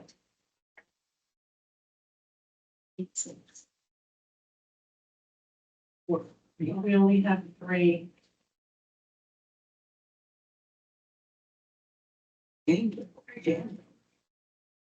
What did we want him to do? Block for housing. Oops. You've done supplemental a million times, right? Yeah, You don't need to practice it. I'm about to I don't say, have enough ID numbers. okay, I'm about to say, Yeah, I know, that's all happening. you know me, I'm stingy. Nobody don't know I'm stingy. Leave it out. Like, you better give me a good reason why I'm doing it. Because in my mind, it's not my money. It's donors' money. So in my mind, you better have a Who is it? Remember how to do Main thing I know is, No. okay, so I took care of everything. I go all the way to the But I back. just don't have no clothes for work, no, right? Okay, I give you $100 for clothes for work. There you go. If we go So you with. gotta get to work. Okay. Call If we when go with it's the right supplemental, right? call. So if you need any other help, so you. Well, or I would just say them to a free clothing bank. Yeah. That's seven. I do that too. 1 out of 10, I do that too. I still don't get them. I just say, go to a thrift store. I'll go there and say, Yeah. get some thrift store. I told them, go to Google. Oh, because the event. Find out what you need or something, or like, before we have money, I just all kinds of crazy stuff. Here's the You have number. to be in the house, my husband being on the background cracking up. Well, the reason we wanted to do this is because I've seen cases where people just say, oh, the notes, gave the client supplemental in case they have any additional needs. So you can reduce them, right? Oh, we didn't. How you doing, guys? Maybe No, I know something I do have. Okay. So I have second response tokens and I don't know what to do with them. But that's why you can't issue supplemental because it hasn't been verified. Okay, where would I see the verified? Oh, you did? Oh, I thought you did. I'm sorry. Yeah. You need a second. So, Okay. Really important. If it's a cash one too, you have to. Why did I send that? you don't already get to a chat, it's supposed to. Oh, somebody must have already done it. So when they, I'm sorry. Okay. when, yeah, it says verify and then verify. Want me to go back to Ben and see if we've done it? Yeah, I did it yesterday. Don't worry. Those events and I- Don't know what the big block is or anything. Yes, so in this case, numbers are in his name. Okay. Let me see if it'll let me do something. You remember where to find his case number? I'm looking. Here, So the one that, that's the same. you'll want the case number. They didn't do it. Okay. So the one that she got on there wasn't a second responder, so it doesn't show up that they can issue something. It has to be verified. Oh, And every time I look. It's hard. oh, she's in this one. I know you put it yesterday. That's why. Oh, this one. Yeah, 86. 586. I thought these were ones that, I'm sorry. Okay, so you can't either. So, Do you know how to do supplemental? yes, but that's gonna be, I wouldn't mind, does Annie do it? Let's see. Not the conscious, like, I. And you should be able to. Whatever saying. But again, you're I'm in her record, so I need to find the It case. said like, I can't, just. right there on your right. Oh. Under cases. Go back down. Go back down. Oh, case, got it. So you're under referral. Well, that's the same as 86. Sorry. It's not showing. Sorry. Yeah, it's right in the sandbox. Oh, were you able to issue supplementals? I had made. I didn't want to do it and make one less case. Yeah. Oh, it was Well, long. it looks like we can't even do it. Somebody else sandbox. We, Like, we can't do, laid on the. like, we can't practice supplemental. I don't know why. See, this one doesn't have No, I instant verification, that's why. Yes. Because I was looking to see if it was mine, because I guess when you were developing these, it was sending me second responder to. Yeah. Going out. Yes. And I didn't know what to do, and I'm like, what's this? I was wondering, I was gonna reach out to you and ask you, because I put the case in the whole way. and I'm like, Is that? okay, it's not issuing people EFT, what the heck? So I went in and they do the second responder. Yeah. I thought, well, maybe that'll make it work. Yeah. Apparently it didn't. Well, I still have my second responder token, so I don't know, I don't know what to do with them, because I never did that during DAC. We didn't have that. Follow up. Especially use the sandbox for training if you don't use it for a couple things. Right. You know. Where did they? Yeah, because that's what I was saying, if there was a way for me to put in the second responder token, that'll Then you let could. it pop up, but I guess it doesn't. And then. And you can't force it in through supervisor. No, we can't do anything, because like I said, that's supposed to be done during DAC. We have magical powers. We did. Oh, Tom does. Just saying. See the You get, is it a direct update? I mean, is it? It's the same as that. Yeah. People are on the feed. In the referral line. Does it Yeah, say? okay. That is what Under I'm. recently Yeah. viewed. It's all says Stay you under now, recently I know, viewed. the I think CNY But life he insurance, finally is that was used for like if you're on a star. Okay. But SF pass. Yes. It's all like, So I got again, it's nice to have that. I'm sorry, it's. Didn't we do it for time? Okay. Way behind schedule last month. So I'm not even gonna say that was the case. I can't go to. Yeah. Yeah, that's fine. And I'm trying, no, you give me a call and I'm trying to figure out. I'm writing everything down. Yeah, that's all I gotta do is go in and look. And I make a little. Thank you. Well, I forgot to bring the phone because I used it. I know I was the government. But either way, you can Yeah. fit them. But it's in the front. And, Uh, And I'm paying him because he works for 3 days. I can take it. Gotcha. So when I get home at 5 o'clock, you can, but it's so nice. we're up next. Okay. Drop down, please. Yeah, it's usually, no, Rosloff is, Services. Can we move on, guys? no, it should be here too. Yeah, it should be in. Okay. Hey, Okay. we're only 5 minutes behind. Woo, really?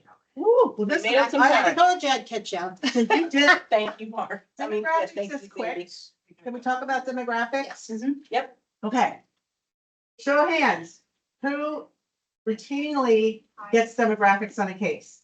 I'm putting my hand out, 'cause I am bad at it. Do you, Sean? I'm For you? done. Yeah, okay. Sometimes. These two are way better than you.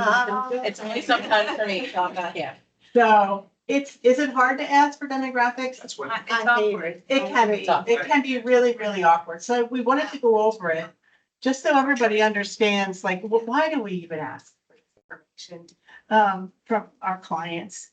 The reason is, it's how the Red Cross tells its story. And this is at the national level, right? Nothing at the regional level or the chapter level. From the demographic information that we collect in these cases, the Red Cross can tell our donors, our current donors and our prospective donors, here's how many senior citizens we've helped, right? Here's how many children, here's how many minorities, here's how many people that live below the poverty level that we have helped. So that really helps tell the story for our donors. That's why it's important, okay? If anybody ever asks, you can say, you know, this information is never connected with your name, your address, your, you know, any personally identifiable information. It's never connected to the information. So For immigration. or immigration, yes, we help everybody regardless of their status as a citizen, okay? If you ever have a client that doesn't want to give demographics, that is absolutely fine. They do not have to. I would never press them. I have not ever had a problem except one time, somebody did not want to give me their income. Everything else they were willing to give, income, no, that's fine. Yeah. Yeah, I'm like, absolutely not a problem, so, okay. So, the only other thing I was gonna mention, is there another slide on demographics? But isn't it important to try to get income, because, see if they're under the poverty line? Yeah. Yeah. Yes, yeah, because they might be eligible for certain programs if they're under poverty level, that they wouldn't be eligible for otherwise. So, when do you ask for demographic information during the case? That is completely up to you. You can ask for it at the beginning, middle, at the end. I tend to find that it's a little bit easier to ask for it later in the case rather than the beginning, because you have kind of developed a relationship with the client, right? Hopefully they feel comfortable with you at that point and they're okay giving you that information. But again, it's completely up to you. That captured it, will it show up in Mercy Care? That captured. Demographics? Don't they do demographics? No, Oh, no. No, they don't collect any income information or ethnicity or anything like that. So we're supposed to do it under the recovery tab, right? Yes. Under Yeah. our Yeah. tab. It's a different tab than that has from that, right? Correct. I've never seen. Is there a Yes, do different it. tab? Letice, you're up that person. There's no demographic information that's collected at the time of the data call, is there? Ethnicity. We usually didn't ask those, no. I didn't think so. Income. Now, in sheltering, we do. In Yeah. sheltering, we do. We It have, was one of the YouTube training modules, so not enter it, only enter it through the recovery. Really? I remember seeing it somewhere. yeah, I don't think that does that. Barb Leslie put in the chat, she said, none of our questions pertain to immigration, nor do we ask about that status. Right, right. We never, ever, ever. Yeah. We don't care. if Somebody's a citizen. I was just joking. Yeah, no, I know. And, but I have found that some people that I suspect are not immigrants, are not citizens, are really hesitant, really hesitant to give me any information at all, and I don't, you know, yet we're scared. Yeah, absolutely. So last point is it can be uncomfortable to ask somebody for how much money they make or what their ethnicity is. So we did come up with some standard verbiage that I will show you a little bit later on today where to find it, that you can use or not use, whatever is your preference. And I'll just read it to you now, but again, we'll show it to you later on. It is, the American Red Cross collects demographic data for our donors and community partners, so we can be assured that we are showing impartiality to all people. Would you be willing to answer a few questions about your ethnicity, income, and education? So that's our standard practice, kind of best verbiage that we developed that might make it a little bit easier just to kind of approach the subject. Okay? Any questions on demographics? I have one quick question. So it lists like income and then the last sentence of the annual household income reported. Like, I'm not sure why we would need to do both. Like, the income is bracket and then the total annual household income reported, like, some people just don't know that. Like, if we just put in their taxes, they know it, if they just, you know, did that, but outside of this, maybe areas. Yeah, a lot of times I'll have people, like, when I ask them for their income, there's like, they like, I tell them like, what? I don't know. So I say just ballpark, ballpark, and I'll give the brackets, is it like between 0 and 10, between 10 and 30? Usually that, they're like, oh, yeah. But, yeah, sometimes they have to think about it. So, But how accurate does that total annual household income? Like, can I just use it off of like the bracket? You know, if they don't know it, am I just looking them out for the, like, if they don't know this? This here goes like income and bracket, I go through that with them. right, But then here, like, they don't always know this amount. what is that question? Total annual household income reported. Unless they just, yeah, it's the last question. But it's the last question on it, but like unless they just put their account more than, just, oh, you know, you have to apply it, you have to put something in the action. Should go to the recovery tab and get this. Yeah, I can walk you back. So I don't remember seeing this. I don't either. Go back, show me how you got it. Compare the. Oh, yeah, we don't go in that way. Oh, that's what I was trying to say. Yeah, don't go in That's that the other way. Way to go. That's if you're on a DR. Go in, original, Yeah. go back.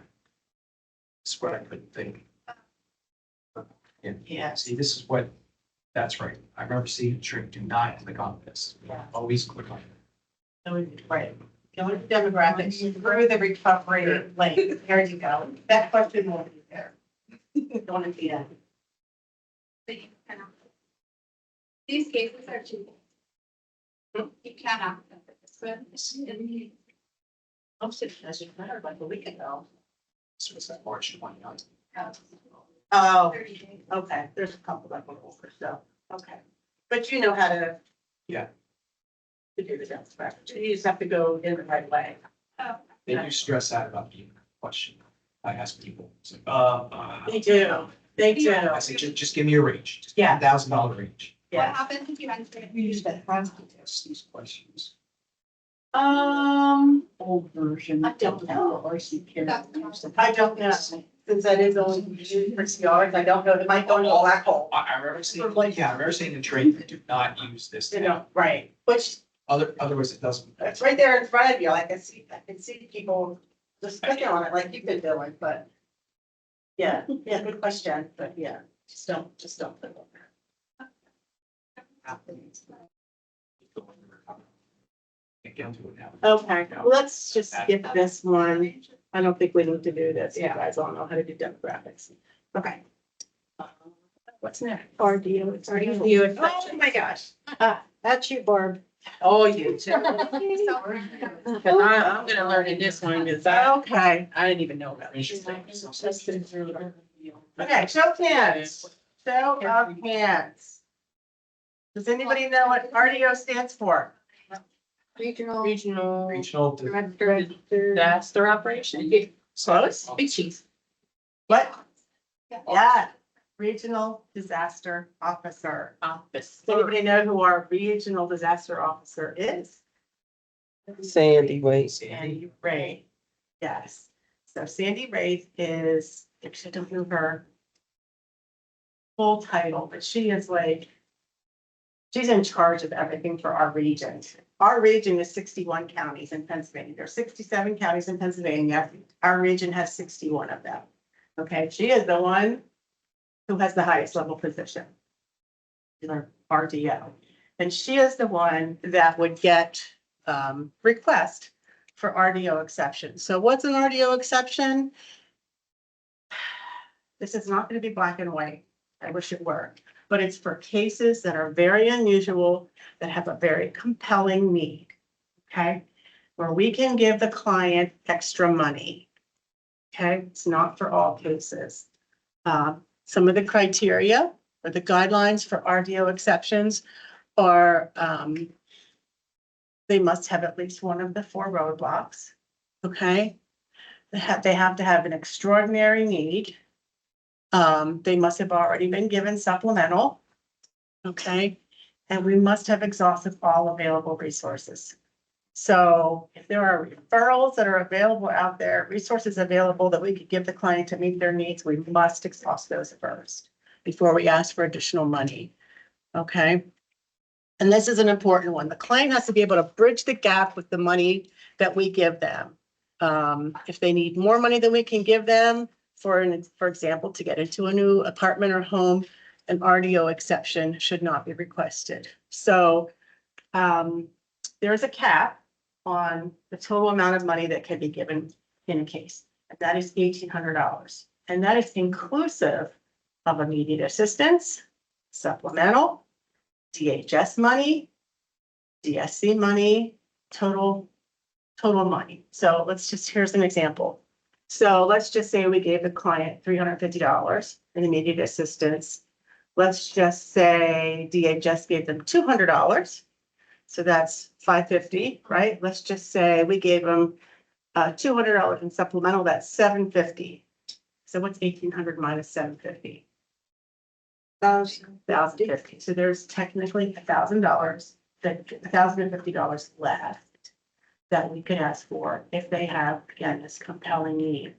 So an example is, let's just say a client says, I found an apartment. I have enough money for like the first month's rent and the last month's rent, but not for the security deposit. And I need $900. We could ask for an RDO exception for that $900 because it moves them to the next step of their recovery. They are actually moving forward. Okay, it's within the amount of money that's left in their case. And there is no other resources or referrals that are available to get them that money. We've already checked into that. There is nothing. Okay. The caseworker, in most cases, will need to confirm the cost of what's being requested. So in that case, I, as a caseworker, I would probably call that landlord. There won't be any paperwork to support it. You just need to call the landlord and say, I'm working with this client, and can you confirm they need $950 for the security deposit? Once we get that confirmation, then that's what we need to move forward. Move to the next screen if you all. So we don't need documentation, we just need to call. I used to get it, but we've been told we don't necessarily need to. Should we put that call be? Yes, absolutely. And we're gonna go over a really good example case, and I'm gonna show you exactly what should be in the feed and what's gonna be in the email that you need to request the RDO exception. Okay, so here's the process. You would send an email with the detailed information about your request to your supervisor. So Batiste, Sandy, or me. Yes, so explain what related resources you have been used, what you've checked into, what work you've done, what you've confirmed. All that would be in the email. Okay? Explain how much money is being requested and how it will meet the client's unmet need. Okay? And then include the information that says, here's how I confirmed this amount. Okay?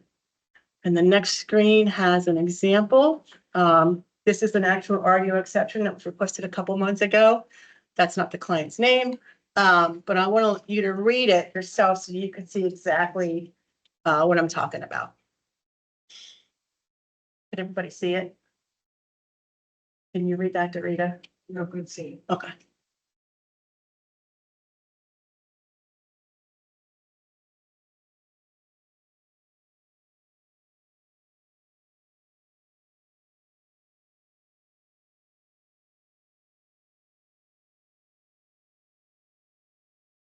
If you, on the bottom right-hand corner, there's a slide ruler to make it bigger. Yeah. So in this case, the client had a trailer, it was completely destroyed. Okay, they must have, it doesn't say it in here, but the client must have gotten another trailer to replace the one. They just needed to pay $3,700 to have the destroyed one torn down and hauled away. Okay, they didn't have the $3,700, but they were able to come up with money from family and friends for the tune of $2,400. And with an additional 1,250, they had enough money to tear down the trailer. So, and that's, and then it says, you know, this is the other research that the caseworker did to see if there was any other organizations out there that would be willing to do it. They couldn't find anybody that could do it for free. And that the recovery worker, Betsy Ross, verified this with the construction company. Okay, questions on that? Does this money come out, does the RDO have a account for this, or would the chapter, it come out of the chapter budget? It's not out of one. But this would be out of, Yeah. And so the way this works is you put all this information in an email, send it to your supervisor. Your supervisor reviews it, and then your supervisor is the one that sends it off to Sandy. Okay? Sandy usually reviews them like almost right away, and will respond very, very quickly, either approving it or denying it. Sometimes she will come back and ask for a little bit more information. And then it'll go back to the supervisor. Caseworker doesn't have to do anything more at that point. It goes back to the supervisor, and if it's approved, they're the ones that actually push that money to the client. Either on the CAT card, if they originally got a CAT, or through EFT, if they originally had EFT. Okay? So, but yeah, in addition to all this information being an email, also put it in the feed. Okay? We just have one more question about demographics. Yeah. When you click on the recovery tab and populate the demographics, it's for the client themselves. And then you hit next, then it brings up the next person. Yes, I never do the next person, should I be? I think so. I do. You do. And then the children, all that. I do You're supposed to do all that. think so. Yeah. Okay. You guys know, Melinda or Tom, do you know? Demographics should be all. you should do it all the time. Everybody in the family, All of them. You know. everybody in the family. No, it's not dogs and cats, just the kids and the Because parents. we don't want to assume that if the primary client is one demographic, that their entire family Right. is that. That would be unrealistic. Right. Right. Okay. So since nobody here has actually done an RDO exception, if you get to the point where you feel one would be appropriate, call Latisse, call Sandy, call me, call Tom, call Melinda. They would be very, very rare. This is almost, I mean, I'd say we've had less than 5 in the 5 years I've been here. They're very rare. I can tell you that there are some chapters that do them a lot. There are. So it's all about casework that you do, right? The questions you ask, the information you find out. Sometimes you really Have to ask those probing questions to find out what do they need? And we are fortunate that we live in a resource rich area. I mean, some of these, but they example in Tioga County. I mean, there's like 4 cows, a tree, and a house. There's not, they don't have a lot of resources there. We have a very resource rich area because we do have some like smaller metro areas that have resources where Right. places just don't. I mean, Right. that's the reality. Right. Okay, who has language line? Or it's, what's my message? Should we break the water? Sure. It's Far. Yeah, we're at 12:10, we're right on time. Guys, like we are doing here, Barb, Cindy, and Latisse are your experts. Tom and I are like the backups on this. We don't do casework every day. So when you have a question, your question should always go to one of them first before it comes to us. Oh, yeah. Well, do we want to do language line and then break for lunch? We can do that. I think that's good. They're fabulous. Okay, the very last page of this handout is the language line. How many people have actually have used the language line? Oh, great, that's great. All right, for those who, She's teaching me. yeah, that is excellent, excellent. You Oh, know, Judy needs one. oh, thank you. It can be intimidating. It's the Thank last you. page of that handout. So, it is intimidating if you have some, to try to communicate with someone who does not speak your language at all. I had a Haitian Creole guy recently. Got a bunch of them. That's very different. It's a very different language. Even the written form, I thought it would be kind of French, but no, it looks German, French, and something else all mixed together. So anyway, all you do is call this 800 number, 866 number, and that is our client code. That's the first thing you have to key in. Key in the client code, and then they'll ask what language you need. And that, of course, it shows up on the home page. It's either Spanish or all others. And then typically the person comes right on the line and they give you their little spiel about who they are and what their number is, and that's all. And they'll ask you, what region do you come from? And we're the Northeast region. And then they said, do you have your client with you? Because they always think it's a medical thing. But I say, no, I need you to contact them. And I give them the name and the phone number of the client, and that's it. They call, you tell the interpreter what you want to say, just like you're talking to the client. They translate it, you get the information back, and that's all. That's all there is to it. It works beautifully. I've used it countless times. Then if you need to text the individual, I just go on Google Translate, and that works great too. And you just type what you want to say, you copy and paste the interpretation into the text. They respond to me right away. And I always, that's how I start it. Because when you call the interpreter line, you don't want to call blind because you want to set an appointment so you know the person's going to be there. Because I don't want to leave a message and say, oh, call me back, because I can't talk to them if they call me back. So I always text them first, ask them for a good time, and then I'll use the interpreter line. But I don't want you to be afraid to use that interpreter line because it works really well. I've never had a problem using it. Has anyone else ever? I mean, your calls take longer. Yeah, Everything is said twice, but other than that, Yeah. it's not hard. I do know the one time I did use it, when we were looking for a Haitian Creole interpreter. They're few and far between. So I mean, I was on the phone for 15 minutes as they scanned the country trying to find one person No kidding. that, Oh, yeah, wow. that would speak Haitian Creole. And they said, we're sorry, we don't have anyone on call right now that speaks that language. We'll have to try again in the morning. Oh, And that's what we had to do. Just like, I got mine really quick. yeah. Tom. So if we run into another Haitian Creole case, because we have a new volunteer that speaks Haitian. Goodness. Like any other business during normal daylight hours, like Yes. from 7 a.m. to 7 p.m., it's super quick to get somebody. But if we're calling it 2 or 3 in the morning, Oh. just like anybody else, it's hard to get somebody, but we do have several volunteers, not necessarily casework volunteers, but that speak multiple languages and they are willing to help, but we just need to know of the need. And they can try and schedule with you.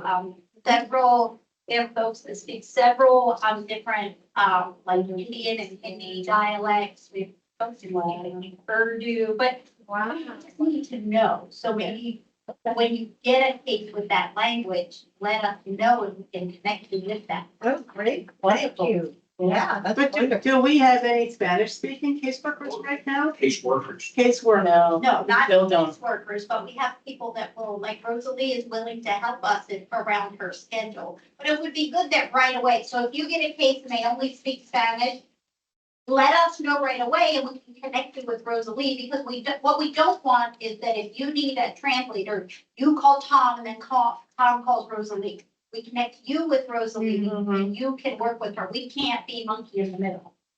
Is that Leslie Elcott? Now, Rosalie Gonzalez, she's right here Do in the offer. Cumberland County. Okay. Oh, Do the officer and home fire campaign, and she's very flexible and helpful. So she would be an interpreter for us if we. Yeah. That's I really learned something today. I didn't, Yeah. because obviously Spanish is what we encounter most often. And I have it's a personal question with the landline.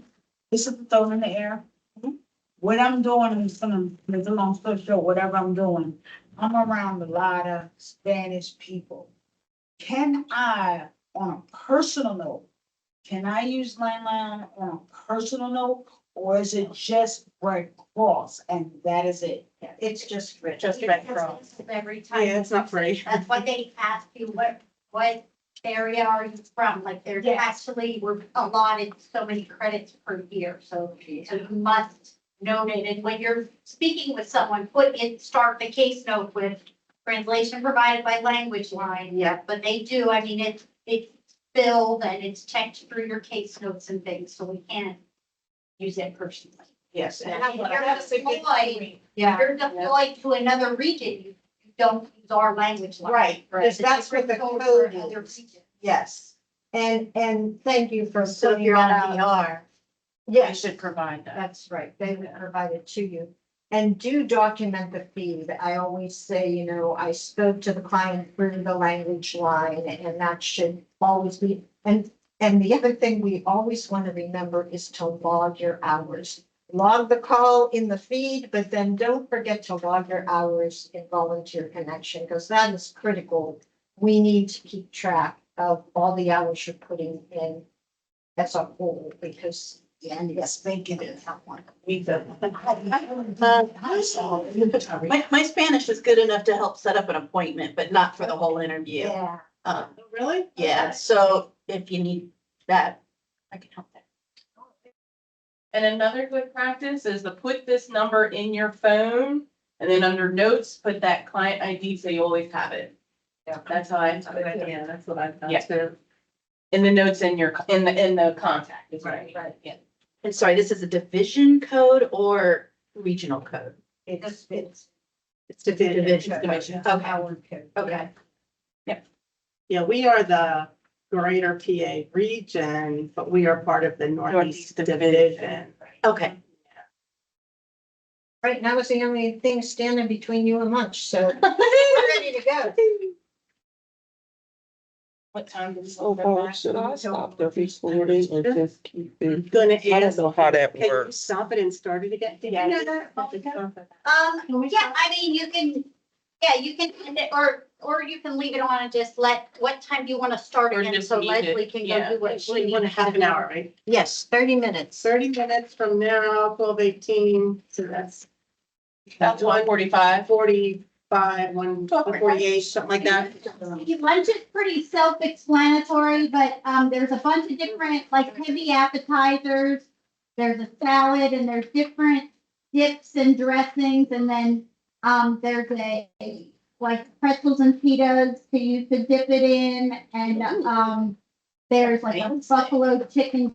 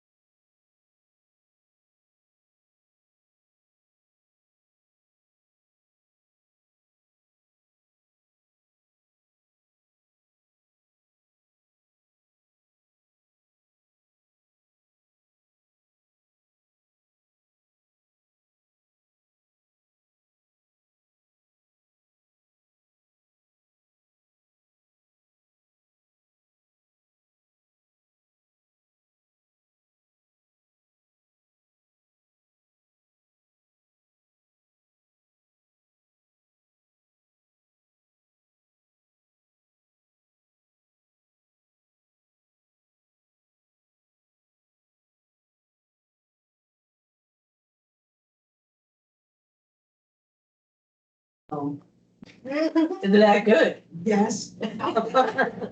Well, Mike just paid to see all, but it's not even salad. Just finish your salad. At least you're happy. At least you're happy with your salad, so hey, Yes. that's good. And you got coffee, so now I'm your best friend. All right.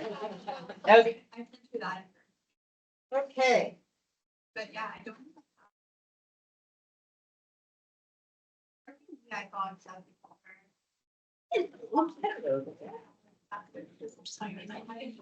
Yeah.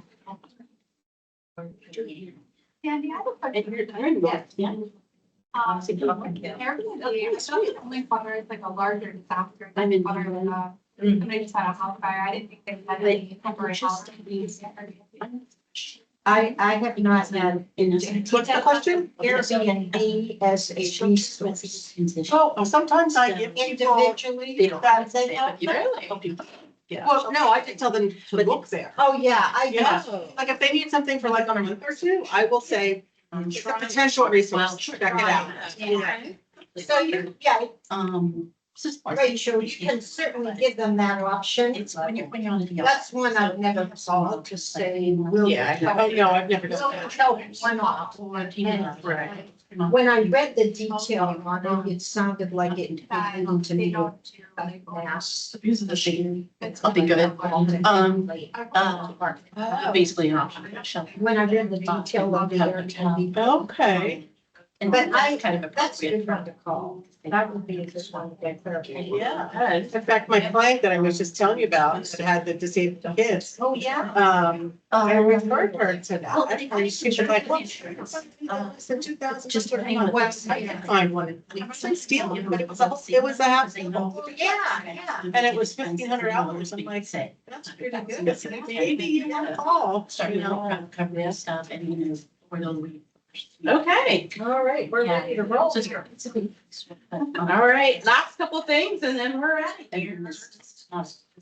Who's guys? Okay, I gave everyone handouts with the best practices. These are so helpful. And they were handed out at one of our monthly casework meetings. And if you guys can attend those online or once a month, I'm sure Barb will mention that. Yeah. But I can't tell you how great that information is because we're sharing not just our territory, but all around Pennsylvania. Correct. Yeah, so it's great information. It's 1 hour, it's online. If you can attend those, please do attend them because anything new coming up is addressed by Barb in those meetings. And this is something that came out of those meetings. It's a best practice opening script and closing script. And I'm just gonna mention the compassion piece. And that's why we stress it's so important to have that initial call in person, like on the phone, not by text, because you can read their tone, they can read your tone. That's how you build a rapport. They know you care. And it's just really important to say, you know, how are you? I'm so sorry for what you're going through right now and, you know, ask them how they're doing. And in the closing script, that's where we talk about the survey that they really would like people to start feeding. Because our numbers are not great in our region, so they really would like us to participate and encourage clients to fill out the survey, then let them know it's coming, number one, and ask them to. Does everybody know what the survey is? What is Anybody? No? After, Go ahead. I was gonna say, well, go ahead, because I know it's like a performance, how we do. to take care of the- basically, yes, it's a survey that's sent to every client when the case is closed. And basically, I think it's 4 or 5 questions. And it's basically geared towards them telling us if they think we did a good job. The very first question, though, has to do with, did you feel respected by your caseworker? And interestingly, and at the national level, they look and the responses to every one of the questions, and they give, you know, weights and percentages, and we have not done well. Well, this is as a division, not necessarily just our chapter or even our state. We have not done well with, did the client feel respected? So we're like, what is that all about? Why would the client not feel respected? What are we doing wrong, or what can we do better? What? I can give some examples. Can you? So I often hear from clients that they don't feel like they're given enough financial assistance. So it comes back to that. So like when you're calling a client and they're basically in this stuck dynamic of like, I don't meet the requirements for financial assistance for housing, for food, things like that. And then they get this small amount of money and they don't have means to do anything and they just kind of feel stuck. Like I don't have a place to go to, I don't have any family or friends, and they just don't feel like we're offering enough assistance. I get it. Mhm. Yeah, it is a problem. Yeah. And like That there is no real, there's no real housing assistance available at this point in our state for those people that, for that period of time between after the money we give them runs out and other resources become available. like the shelters are filled, they like, they'll, and then the other issue is like, they'll say, I'll give them a resource. And they'll say they'll call it, and then they'll say like, they're not calling back. Yeah, we get that a lot. The 211, we get that a lot. Number one, I can't even get through the 211. No one picks up the phone, and they pick up the phone, they tell me they can't help me, and Yeah. and I've tried to call 211 too, and I get the same thing, they just don't pick up the phone, it just rolls and rolls and rolls. And, that is so frustrating because we want to be there. When we give them resources, we want them to be able to utilize the resources, so it is a struggle. And that's why we're working as a sidebar on housing and what other resources we can tap into to help with that situation, because it is bad. And also, that's why one of those sheets in the debt folder that Latif showed us today, is that what you were gonna say? There's a sheet that talks about, here's what we did for you today, that reviews, here's exactly what that did. And then the bottom half of the sheet is, here's what you can expect from us. And it basically says something about, We can't find you housing. yes, yes.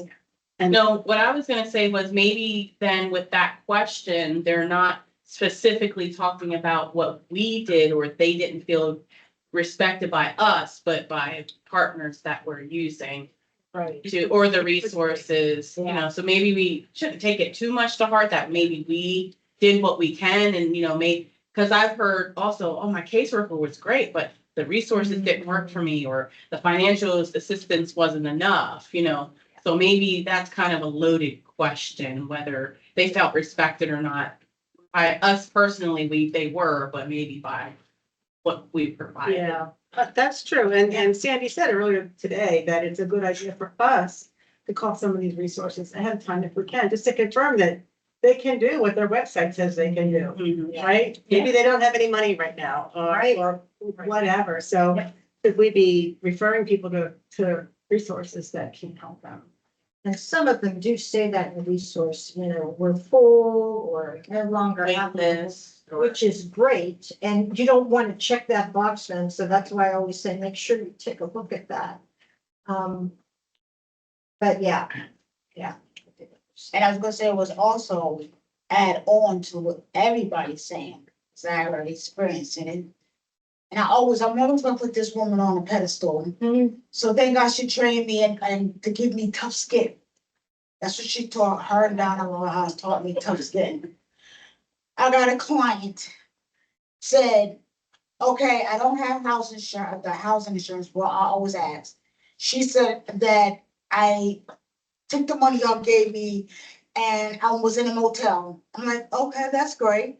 So I said, well, do you need anything else?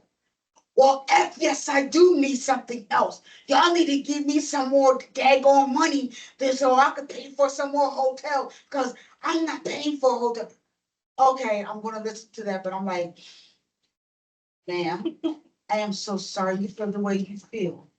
But Red Cross is only here for a time, for a season. And I cannot help you with extra money at this proper time to give you money for this hotel. I will give you this X, Y, and Z, and for you to sit here and do your part to find housing to do that. And my next step will be, I will call you in 3 to 4 days to see how you was doing. Is that okay? She said, then she calmed down. She said, okay. Mhm. After I got cursed out, and yelled at, I'm like, Yeah. okay. Yeah, So that's, sometimes that happens. so like I said, I always put her on a pedestal because she taught me tough skin. Because where I come from, you curse me, I'm gonna curse you on back. Yeah, we don't have to do that. Yeah, it's- So I'm more or less like, in the name of Jesus, so, okay, this is how I'm gonna talk to you. And I learned how to say, I'm so sorry you feel the way you feel. I That's apologize. That's perfect. But this is what we gotta do for you as a Red Cross. This is our rules and our regulations type of thing in my head. And then she calmed down and took a deep breath, like, okay, I try my best to do the resource. I go on my email. I got your email. I'm gonna do what you tell me to do. I said, that's all we need you to do, ma'am. Yep, And there's she calmed down. Good. Okay, and that, the second page of the handout is say this, not that. You brought up a very good point. Because it does address, say, instead of saying, sorry, we can't help you, we say, let me explain to you what we do, and that's what exactly you were saying, so thank you. And instead of saying, I don't know, let me see if I can find an answer for you, and I'm really big on that, especially with new caseworkers. They're gonna run across things they never saw before. That's all you have to do is say, let me check on that, and I'll get back to you. That is perfectly acceptable. That's what your supervisor's speaking. That's right, exactly. If you don't know the answer, supervisor, and y'all know, I'm the type of person, oh, you're busy? Oh, hi, how you doing? No, you're doing that? Oh, how you doing? Well, Papa Allen, let's see if I'm gonna find somebody to answer this question. Yeah. I got all y'all now. And that's good. And That is we good. know. Yeah. Sandy, Leslie put something in the chat and she said, thank you for staying calm and guiding the client. There is a class on Edge online called Handling a Crisis Call that is very helpful when handling a client, when a client is upset.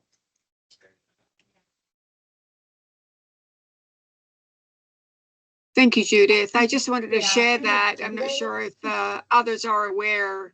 I've gone back and referred to that class every now and then, that it is helpful to help manage through. And thank you for the individual staying calm. Thank you. Oh, thank you. Oh, yeah. Okay. Down below, you must have misunderstood what you were told, and it's funny how just modifying your wording a smidgen can make the world of difference. So I'm sorry there was a misunderstanding. You're not blaming that person for misunderstanding. You're just apologizing that there was a misunderstanding. So please do refer to these because they are really well done. Instead of, I don't know, yeah. All right. So any questions on that? Yeah, and Barb pointed out on the, there are two paragraphs here to ask people to complete the survey at the end. And it's very well worded. It's stressing the immediate assistance thing, but it's important for us to know that the Red Cross listened to you and treated you with respect. I know everyone in this room does that, but to word it that way, and then, they hear the word respect, and it's the Red Cross they're evaluating. It's not the other individual resources. That's right, you're right. So, yeah, take a look at these. Please refer to them. And the response rate for clients filling out the survey is 8.6%. Oh, Very, very low. And of course, we know, because I've done this myself. Typically, I'm like, I don't want to do your dumb survey, no. But if I'm mad, if I think I got bad service, I might. yeah. So we think that maybe if more people who are happy with our service responded to the survey, our numbers they're just gonna go up. The national standard for where the survey results should be, the line we're supposed to reach is 86% client satisfaction. We are more like the low 80s. okay, we're not where we need to be. And as a region, we've been putting forth effort this year into getting them, figuring out what we're doing wrong. And finance, and getting them up. And I really think just getting people to do the survey. It's gonna make it It's go gonna up. make it go up. Yeah. Yeah, Very true. So we want to just encourage people at the end of our last. that's right. Mhm. Oh, by the way, after demographics. You may receive a survey. Usually it's via text, isn't it? I think so, yeah. It's usually System does that. Once I close the case, the That's system will generate a survey. That's where she tells. Yeah. Yeah, automatically. Thank you, John. Yep. Usually sometimes as soon as you push that, close the case and then hit submit, it's in. Yeah, it's quick. It's really quick. All right, text. We're on text versus email. Yep. So, we always. Did you have a question? Okay. Look at the client's preferred method of communication, as we mentioned before. If they have a cell phone, I text them the first day.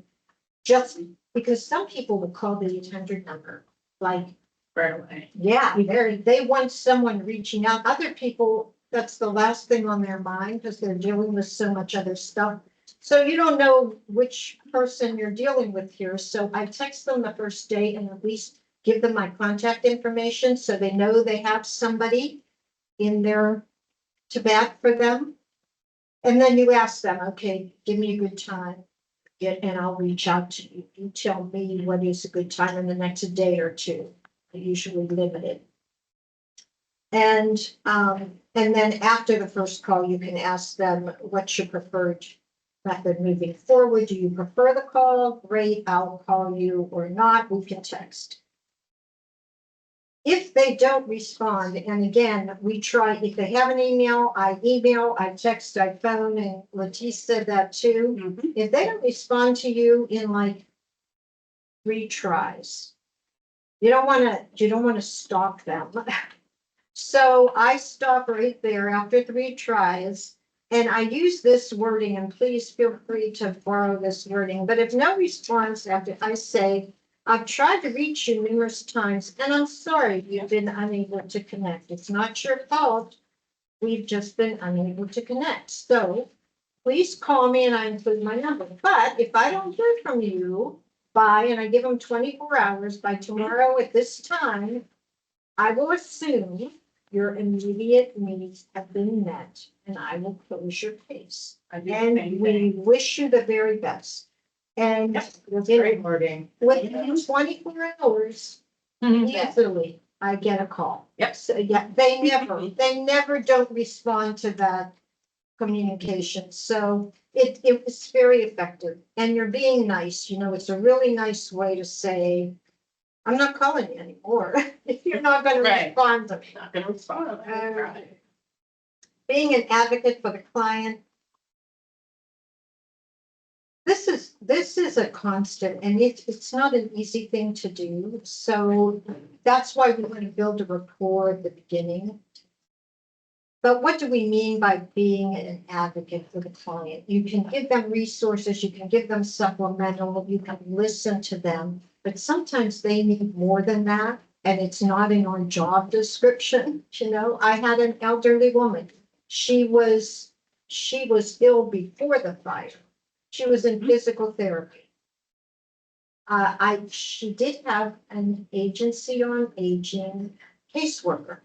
So, because I always ask the elderly people, do you have anyone that you're working with through the agency on aging?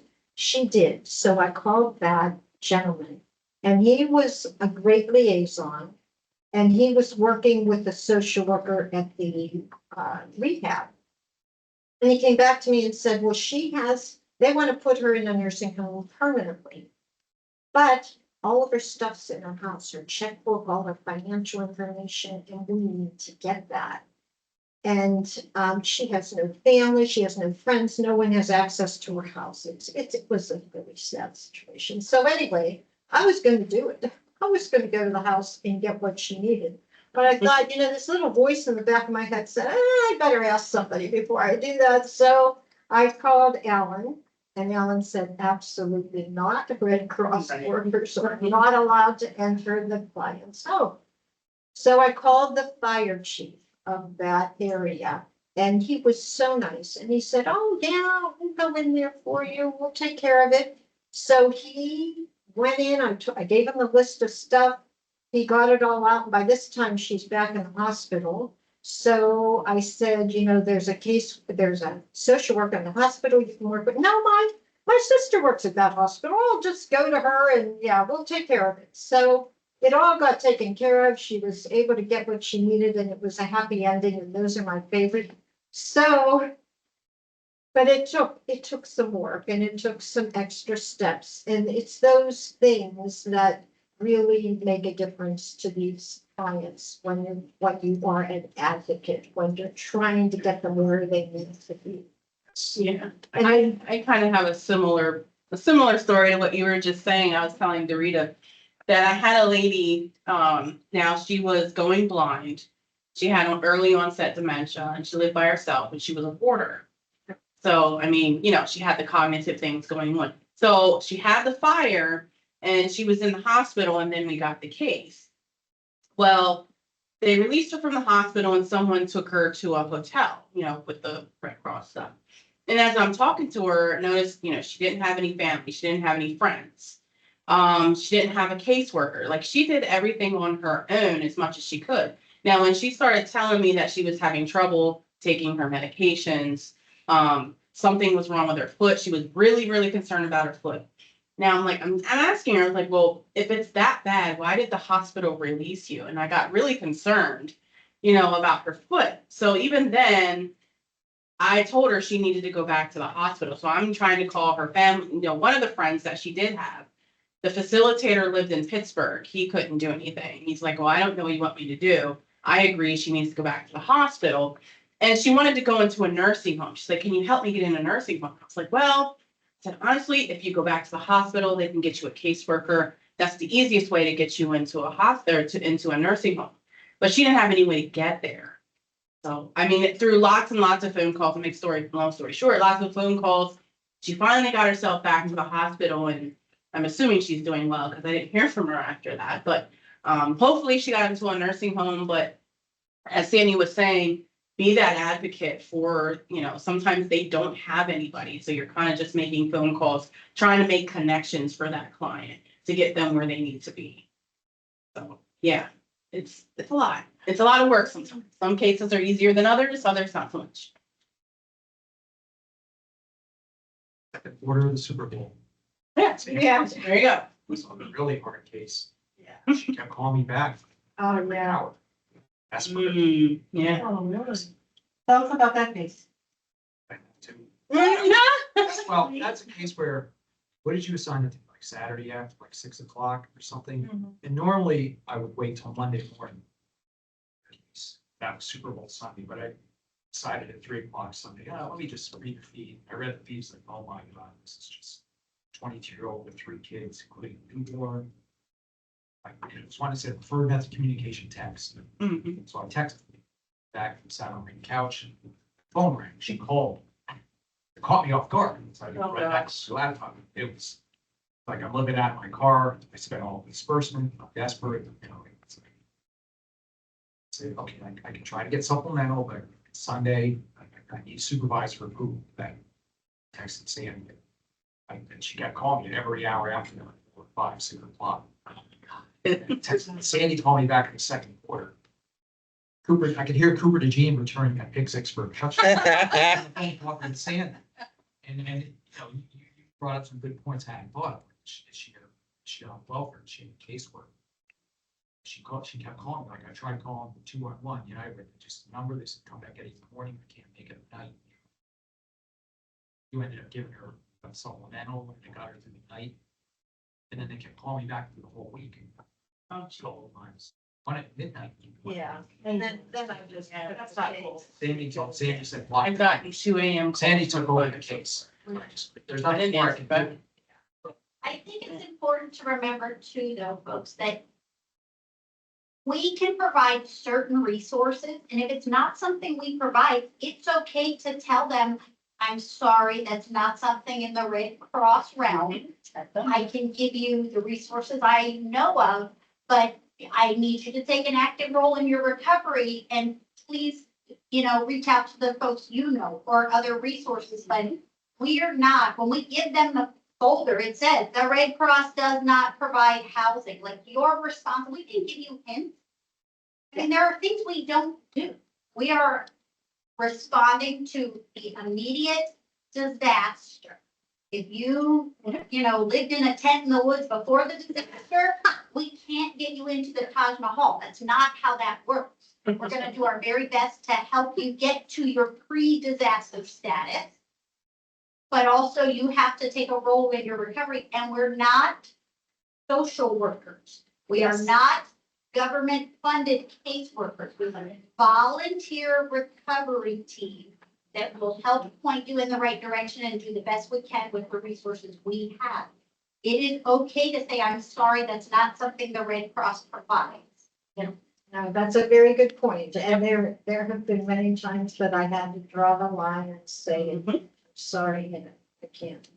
Yeah, but there was a whole big story with that one. I won't even go. It's like, what was the other one? I don't know who gave it to me. I don't know who, my darling over here. I'm not for sure. But it was a woman house fire. But it's a racist card. It was a black guy that I got.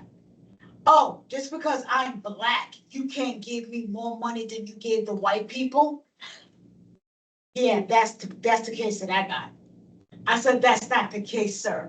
The case is maybe they got more people in their household, and that's the reason why they got more money. You might be by yourself and you get less money. I said, that's one good reason. I didn't give him 10 reasons. I said, that's one reason why. And I shut him up. But he did the black-white card. I was like, okay, it's tough. Yeah, sometimes clients will be a little rude. I mean, they don't know the ins and outs. They don't know the rules. So we have to tell them in the nicest way possible. This is our procedures, this is our standards, and we have to stay by that. And we do have to remember too, though, that they did just go through a trauma. So they're just venting sometimes and don't necessarily mean what they're saying. We just happen to be the person that's willing to talk. Yes. And you see Leslie has her. Yes. Thank you. Great discussion, great comments. I appreciate that. And when someone's calling back for money immediately after an IA's been issued out, supplemental, as you know, is there if eligibility deems it, but also it doesn't meet paying for hotel when we've already given that immediate assistance for that housing immediate need. As we work through supplemental and look at what that need is and what their unmet needs are going to be as they move forward. If someone was needing a hotel for a night, then the next day they had housing, confirmed and done. Yeah, then that could be a possibility. But with supplemental being issued out for extra hotel, that isn't really within the line of what that's initially for. As you all know, I mean, I hear you all speaking. You all know what you're doing, and you're doing a fantastic job. These are just gentle reminders and refreshers, just as Barbara and others mentioned.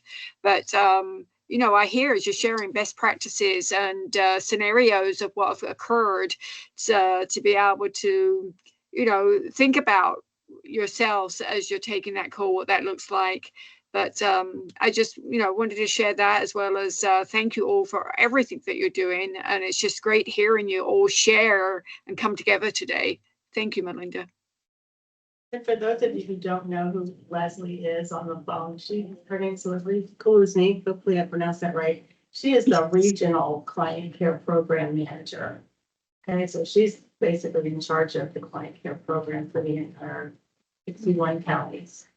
So she's my boss. But I'm also at good on making sure they know, the same time, you're in good hands with making sure they know I'm a Judith, volunteer. Like I leave. Judith, I'm a Sandy, volunteer. Oliver, Yes. everyone, the DPX team. You're in good hands with everyone, and it's all teamwork with us all. So thank you so much.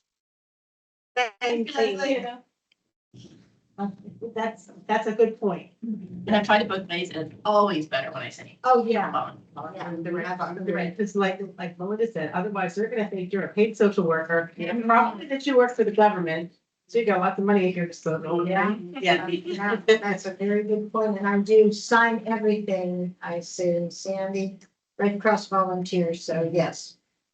Okay.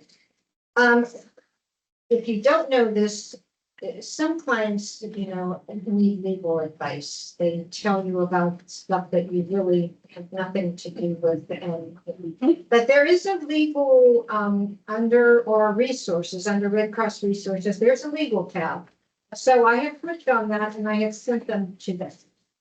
There, but don't give them your own personal information about what may have happened to you in a similar situation. That try to be very impersonal when you do that. I never give advice, I simply say, we have a resource, I will send that to you. The same with they're in debt up to their ears and it's a big problem. We have financial counseling on that resource. Look at the financial counseling and send them. Well, does that mean I have to take a class? Because I'm not taking a class. Choice. Your choice, but we have a resource that we can share with you. So, Judy, it's back to not sharing your screen, I guess. Alrighty, hold on.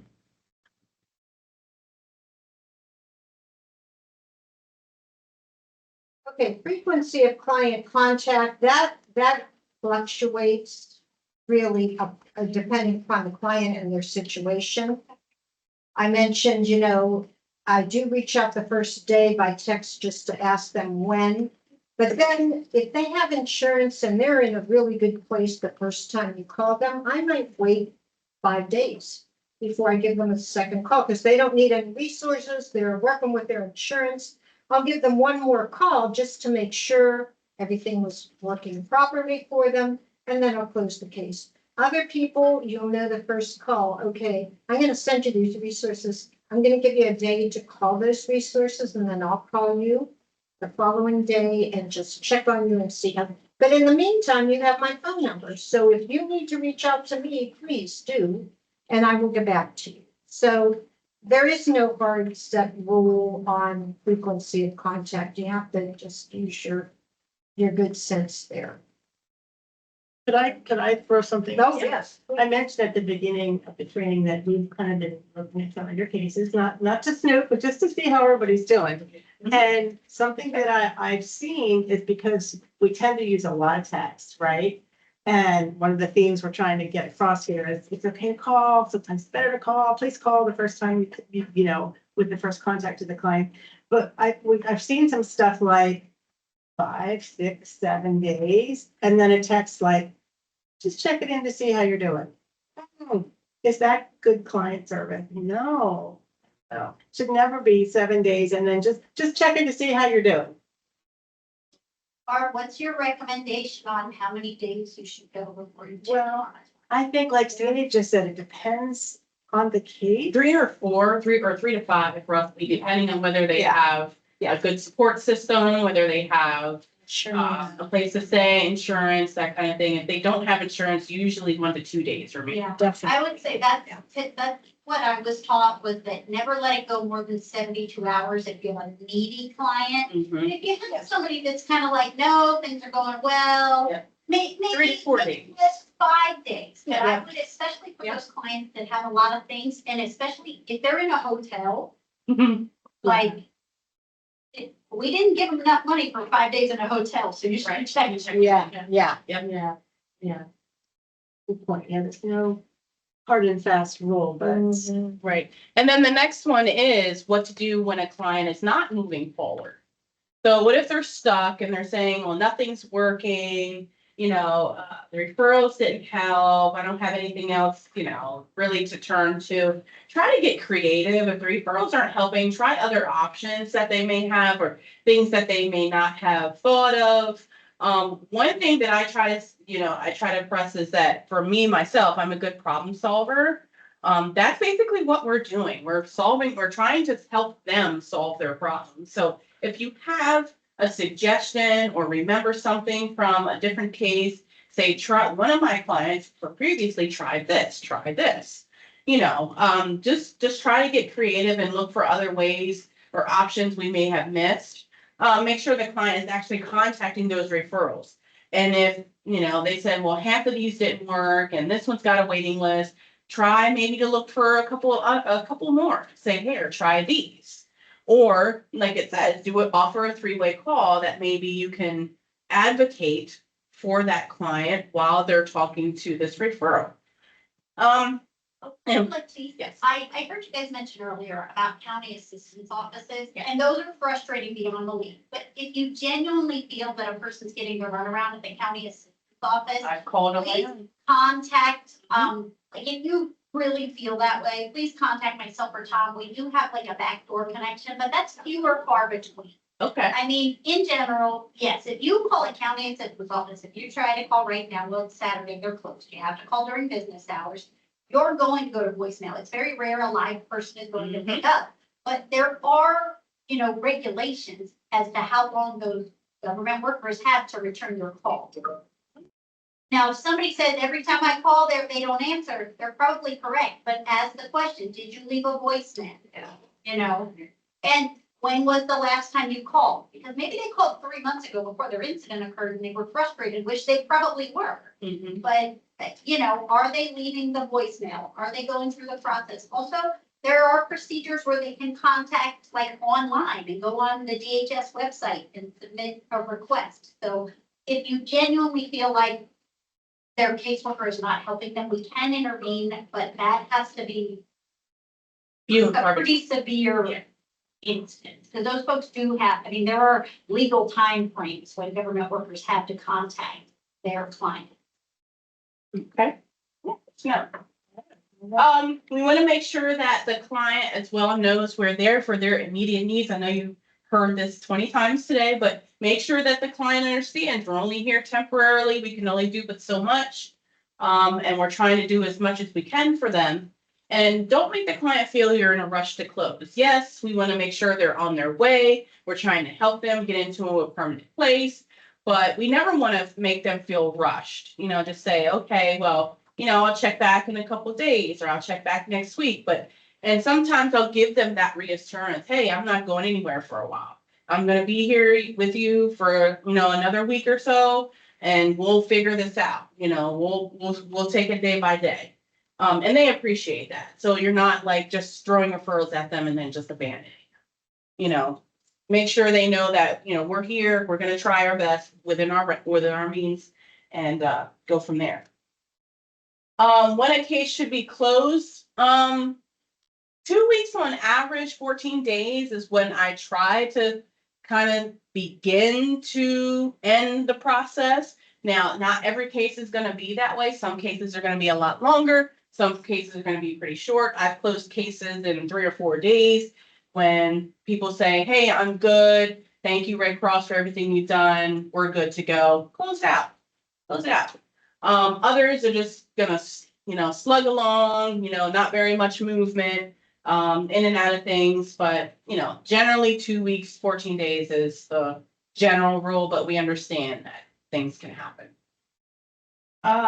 Some can be closed in a day or two, others will need longer. And then also you can close your case even if DHS and DMH are open. Their timelines are different. They may take longer, they may be shorter, but if they're still open and you close, that's fine. It'll say closed for recovery, but it'll say DHS and DMH are still open. But that's okay. You can do that. All right. And Sandy did go through Save This, Not That. We just want to reiterate, read over these. These are really, really good. I took, of course, some of these from what I was saying, so I kind of redid what I was saying, but these are very good. So I encourage you to read over those as well. And then sources of information for you, the caseworker. The RC Care Knowledge Center and how to work within RC Care, how to give supplemental. The Knowledge Center is very good for things you may not know or understand. A lot of what we went over is in the Knowledge Center today. So please check it out. The one source for procedures for casework, that's your job tools. You can find those in there as well. You want me to take this with these? Yeah, I think she. I can. She had. You can? Yeah, sure.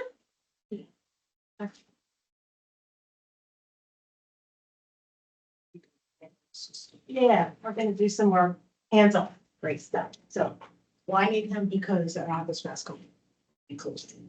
you don't have a what? It's I stuff. don't have my password. Yeah, so, well, I'm saying, and wait, and if there's what going back there to his computer again. I guess we could. Oh, yeah. We had like opening book scripts, like for the follow-up, like, what are the recommendations for follow-up? So they didn't. So like what to say, like the first time that you're calling. The second, third, Second or fourth, third yeah. time. I mean, I usually just say I'm calling to follow up. You know, see how you're doing, see if you had a chance to look at the resources that I sent you. You know, see what's happened since the last time we called, talked, did your insurance come through? And whatever, which fund you place to live, that kind of thing. I start by, you know, answering the questions, which is a really good reason why, for me anyway, because I'm old and I forget everything. I need to have good notes in your case, because I'm like, then I talk to this client, like, okay. I do the same thing. Notes. I Yeah. do notes, yep. So, yeah, I try to pick up where we left off the last time. Yeah, but there's no like, the verbiage. Yeah. All right. That's my next step. So, where do you go for information? So, it's a couple primary resources that I wanted to go over with everybody today. One is the RC Care Knowledge Center, one is OneSource, and one is Volunteer Connection, and they all have different stuff. Yeah, okay. So let's do RC Care Knowledge Center first. Has everybody used the Knowledge Center? Has anybody used the Knowledge Center? No. Okay. Is everybody in the sandbox? You know, we don't want sandbox. No, we don't. We want to go into the RC Care, regular RC Care. Are you in there? Can everybody get in there? And. Of course, yeah.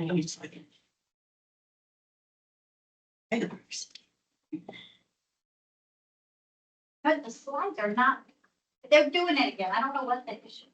What's that? I'm wondering if it's because. Hold on. So just a second. Oh.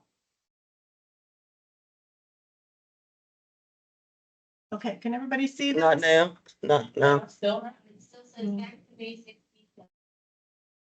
Hey, this is what it was doing for me on my meeting Thursday night. And I'm like, I think it does not work for me. You know, with the way Teams updated multiple times in the last. I hate Teams. That's the way I do too. Or did you try to shortcuts off that? There's like the shortcut key. I looked at them, but I've never really gotten into I shortcuts. was just wondering. The short- Yeah, I don't know if you guys. Shortcuts at all. Oh, now it showed for a second, then it flipped back to basics. We have more than one open, because when you're, That's what I'm wondering. All right, hold on. Rachel, you sound like you're really techy, because you were trying to get some advice from the meeting on Thursday night, weren't you? That's what. Yeah, I you did. were. You definitely, the dot, you have at the top and then on the bottom and also. So that it Did not say that for and then me. it had like, and then because you were highlighted, it showed like a shortcut. Back to basics. Oh, nice. One of your shortcuts. What time are we on? RC Care Knowledge Center, keep going down. Let's get with you later. Nope, keep going, keep going, keep going, keep going. Every meeting. I can't. Right there, that one. Okay. There we go. Good? Yeah. Okay, everybody see their home button? Up here, Home right button, there? upper left, Is it? or middle left, the 9 dots. No, right here. You can do it in the sandbox. Here, if you let want. me show you. Yep, there you go. There should be an arrow right next to it. You said go in RC Care, not the sandbox. Yeah, that's what your RC Care looks like? Yeah. RC care, I've never seen anything that looks like that. She's still in the sandbox, so it's pink. I No? thought I opened. Okay, that's sandbox. That's Okay. Sandbox. I opened RC care. These are real cases. That's your homepage? Yeah, there's, if you're not a supervisor, it does look different. Common folk. Yeah, We have one screen. Oh, this is supposed to be. So these are their products. no, I Oh, don't have That's it. knowledge. Yeah, but Yeah, I don't think that that's for you all. no, it's in there. If you do the down arrow and hit published or. There they are. Oh, there you go. Oh. Oh, God, okay. They were in cases and not home in the tab. Okay. Sorry, Oh, click the okay. arrow. And hers just comes up cases. Hers come up here. You just need to hit home. Got it. And then there's knowledge here. There. Yep, Okay, thank click you. on knowledge.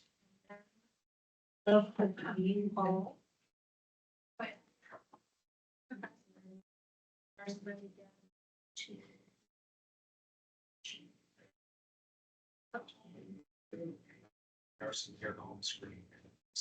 But it's not like that.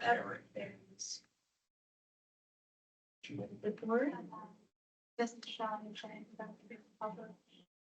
Okay. Yeah. Good, okay. There. Right now.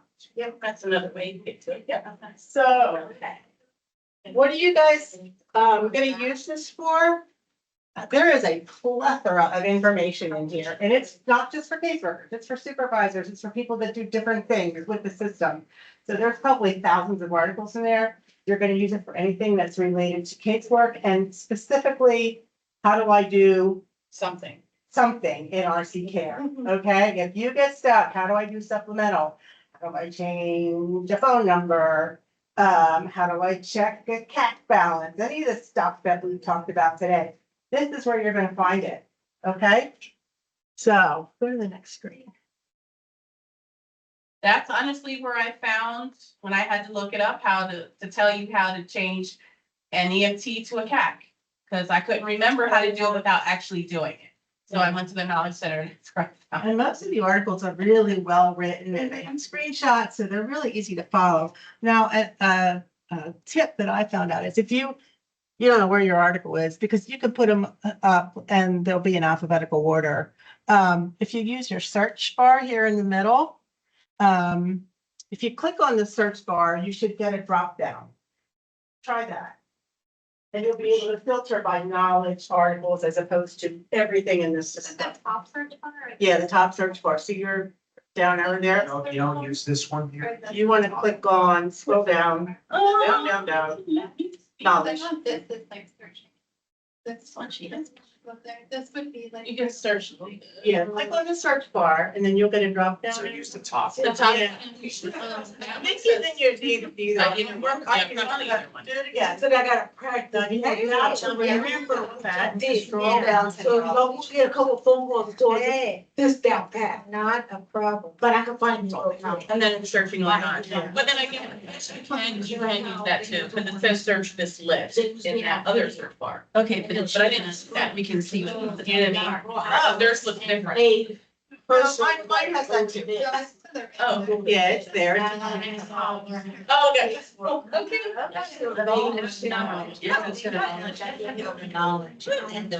Okay.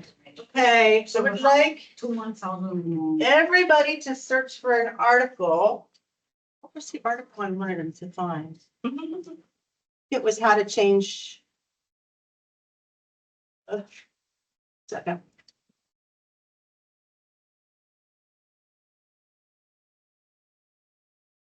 I didn't write it down. I'm trying to think of the one that you had me to search for during our training. An address. I think it was. Mm-hmm. That's what it is. Yeah. Change client information, what you're searching for. What was that? How to change? How to change client And information. if there's multiple knowledge articles and address it over and back. Yeah. Okay. What'd you get? You got 1, 2, 3. Okay, good.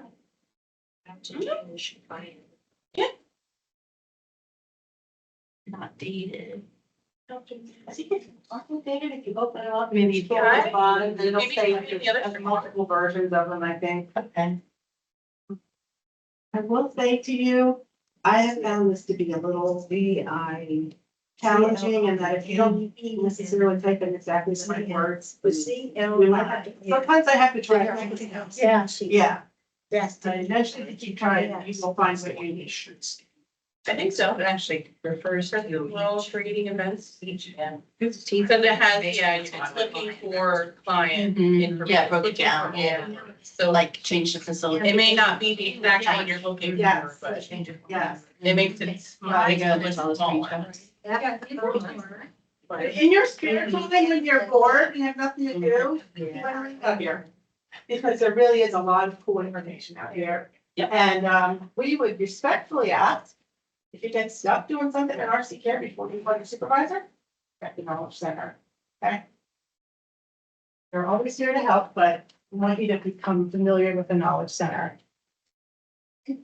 Most of you should be on the RC Care release list that comes out every week. Yep. Please read that, like, because it's a wealth of information, and that's one of the first things, like, you know what I mean? You should always be looking for yourself, then contact your supervisor, then contact a staff person. Because I don't know that everybody realizes, like, Tom and I supervise 250 people. So if everybody's calling me every day, asking me a question that is in the weekly update every week, at some point, I'm gonna lose my mind. Please utilize the tools that we as an agency are providing, because that RC Care release thing, it comes out every week, and someone says blank, sometimes it says there's no update, and that's okay. But when there are major updates, it's on there, and then Barb talks about it on the monthly meeting. If you want to look for the update, there's a caseworker corner in the weekly update, like, check those resources, because it also then puts it in writing, and then you can refer back to it when you need. Yes. Yep. Okay, next thing is volunteer connection. Next screen. Yep. Okay, can everybody bring up their volunteer connection?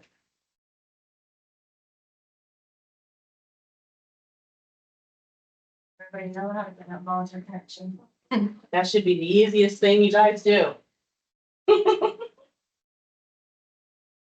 Don't, that means you've never logged your hours. Right. I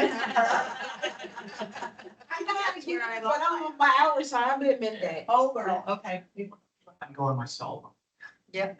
Oh, do you? Oh, really? I can do it on my cell phone too, and I still don't do that. Log in your hours on your cell phone. It's super easy. Oh, I've You never gotta done log that. those hours. I don't even think I have the app anymore. Oh, yeah, I'll show you. To see, heard my speech about why we log hours. Yep. We are a 501c3, that's a legal term, as a not-for-profit. And there are requirements to that, and some of our advertising requirements. We promise Oh, the yeah. American public that I've seen it 90% of before. our work is done by volunteers. So if we can't. I'm prove trying to that, see if I Then can. we're not fulfilling our promise to our donors. Very important. Okay, can everybody look up here? Oh, there it is. Can everybody look up here? Go to this tab that says My Groups. Okay, and click on it Now, this is on your laptop, not on your phone. on your laptop. My Groups. Everybody get there? Yes. Okay, scroll down to DCS Regional Casework and Recovery Group. I can get the next one. Is everybody there? Recovery team. Group. Recovery.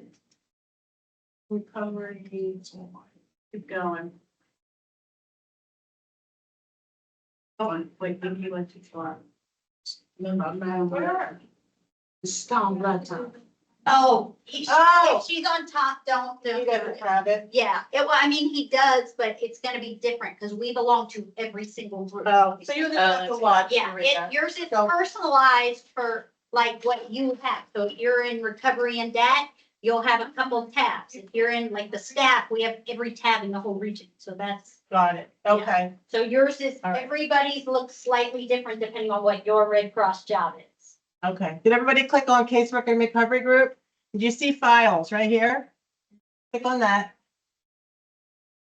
And open that up. Why am I the first one? Because you're a leader. Okay, can you go to the next screen? Okay, you see all the stuff that's in there? So I maintain this and it's a DCS regional because this is not just for our chapter, this is for the region. So what I've been trying to do is to put stuff out here that's not in Knowledge Center and it's not in OneSource, which we'll talk about next. OneSource is really basic, how do I do this as a caseworker type stuff, right? It's basically caseworker procedures. This is other stuff that's really important. It'll make our lives a lot easier to know some of this stuff. So one of them is best practices, which we've talked about today, right? And that is like the demographic, best practice statement, the opening and the closing. That's right here. Chapter contacts. I guess you can't open it. You're not in it. The client assistance letter. We talked about that today, right? That's the one that's in the DAC folder, but sometimes people lose it and they need it. It's right there. We'll talk about that another time. This is just a map of our region. Kind of helpful. The language translation information that Sandy went over. Yep. What else is in there? Yes, you can't bring it up. Bunch of stuff. Hold on, let me see. You actually go out to the system. I mean, we'll be able to see it here, but I don't think they'll be able to see it online. Because you're not sharing that window. It's it's Leslie online, so I promise she knows how. Oh, okay. I didn't know who was on. Leslie knows how rooms work. Yes. We got the Now hold on. okay. There.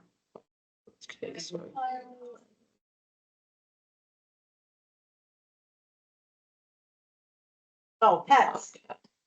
Danny, or what if somebody talked about who our pet bereavement counselor is? That information, Ms. Whitero, that information is out there. Yes, it was in the packet. It's in the packet. The Yes. handout And it's in packet. the PowerPoint here. Yeah. Can you see my volunteer connection, Melinda? Yes, Okay. Oh, good, thank you. yes, I see you moving.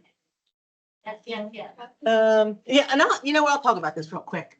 There's a way in the Red Cross resource database that you can actually set up favorites. So if there's resources that you found that you think are very, very good and you want to save them all in one place, you can do that. We won't go into that now because that would be like kind of like, it's not that hard to do, but it's a separate training. Okay. Okay, keep going down. We talked about RDO exceptions today. That procedure is right there.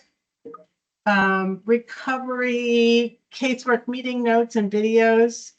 I have a monthly meeting every second Tuesday at 5:30. That's with all of the caseworkers in the region and the supervisors and DPX staff. So that's where we talk about things that have changed and things coming down the pike, our care procedure changes, all things.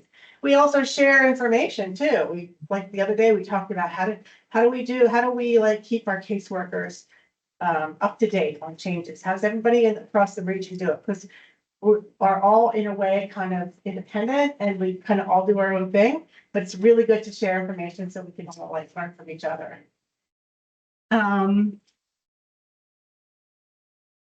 Regional meetings, that's just my schedule of meeting, and click on regional resources. I don't remember what's out here, quite honestly. Oh, this is some of the housing information that I was doing research on. Replacements, it's just miscellaneous information, replacement snap flyer, housing stuff, which we're going to be working on and doing a separate training on. Okay, so feel free to go out here. Please use this. A lot of good information out here, and I will continue to add stuff here that we might need. And again, is maybe it's buried in OneSource, but it might not be that easy to find. Like the summary of client assistance letter, it's in OneSource. It's about 10 clicks to get there. So this is a nice thing, and we want to develop the same thing for our chapter. If you go back out to groups, we have something like this for our chapter.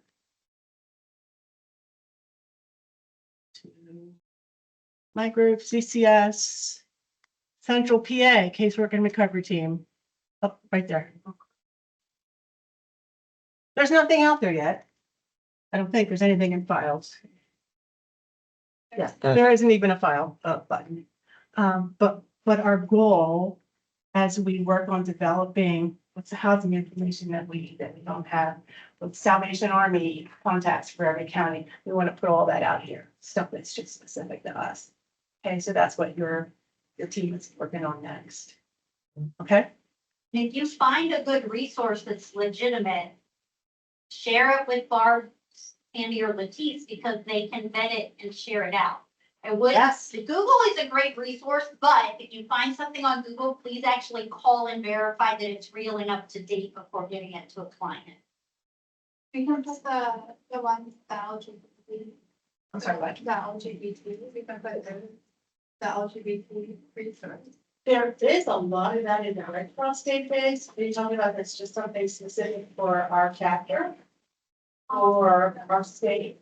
It was specific to like our area, the LGBT. Okay. Well, send it to. Yes. We have the teacher So studies. you already have this, there was. Oh, that was it. Okay, then I stand. Yes, I did. Thank you. But only should be in the back of insurance. Okay. Was that for the PowerPoint? Next slide, yeah, thanks. Start to insurance to put it a little more under, but. Okay. So it's the list. What extra resources are available to veterans? They're in a whole plethora. Are you familiar with SAF?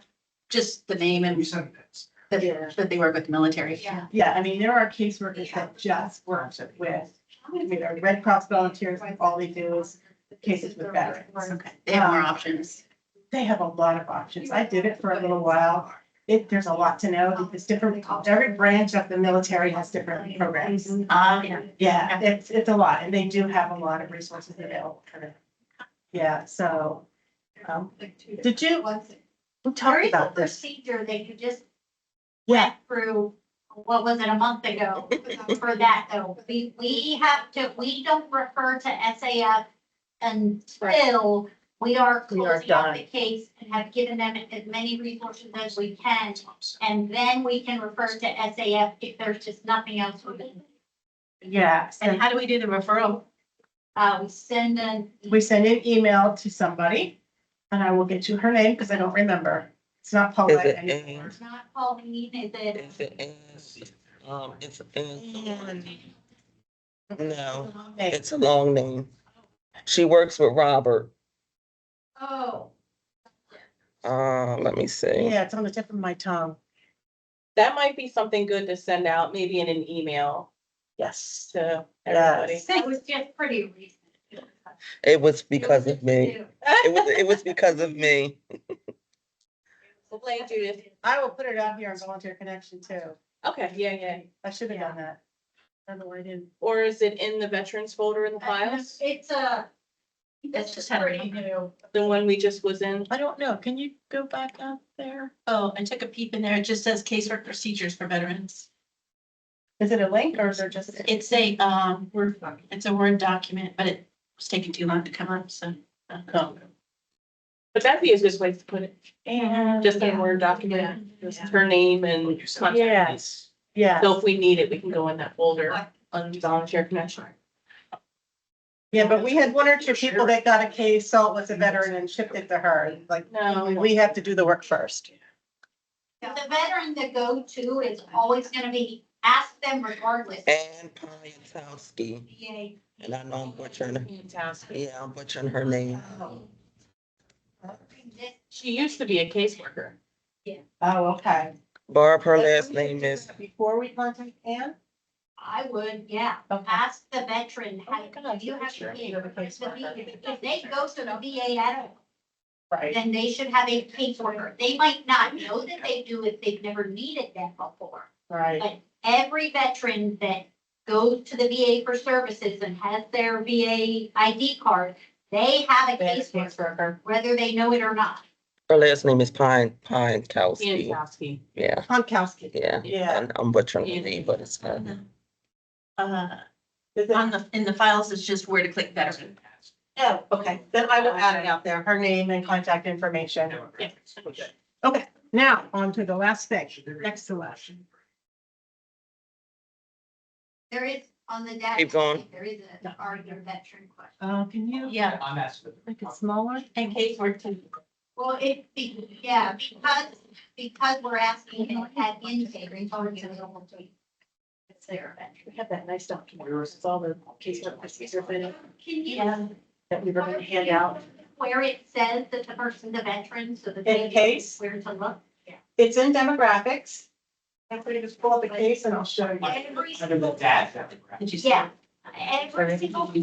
If they're a veteran, or even maybe mom, maybe the people, And then the you adults start that spelling live in the household might not be veterans, but maybe the child has a non-custodial parent. This is my last page. Here, I'll help these guys if you. Yeah. It's under demographics. Or you want to under screenshot right here. It's under demographics. This is, I know, but is this where we should, Go down to the bottom. Barb, is this where we should be looking? Because that was one of the questions on. Not recovery planning demographics, but it's demographics. So Is that where? I don't think so. That's. Did you want to pretty see here? under recovery planning.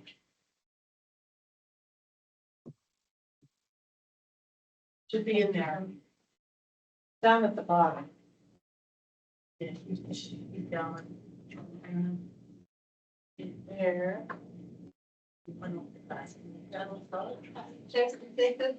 Military status. It It says says not applicable in this one. Okay. So if it was military status, then it's, Yes. yeah, so it's all strict. Veteran. Military status, it's down at the bottom on the left. If you click on like we're doing demographics. Oh, we found it in the It'll middle. bring it. It's In in a couple demographics. places. Oh, you went. It was one of the questions on our Yeah, exercise desk. It's Yeah. in you went to this tab the here. middle, in Yep, the tab at the big top. tab in the middle. For the demographics. Demographics. What's wrong there? It's also on the left, I mean, there's. Yeah, in there's a multiple couple places. places there. Yeah. Go back. well, I want to see all of Yes, so do I. I can't find any of them. Did you go back up? Can you walk me through one? I don't know. Oh, that's blank. This is blank. I know it's blank. It's Right there. But that's where you would That find means it. they're not a veteran. But that's not, That's not This is always. so this will be populated by dad. It should be, yes.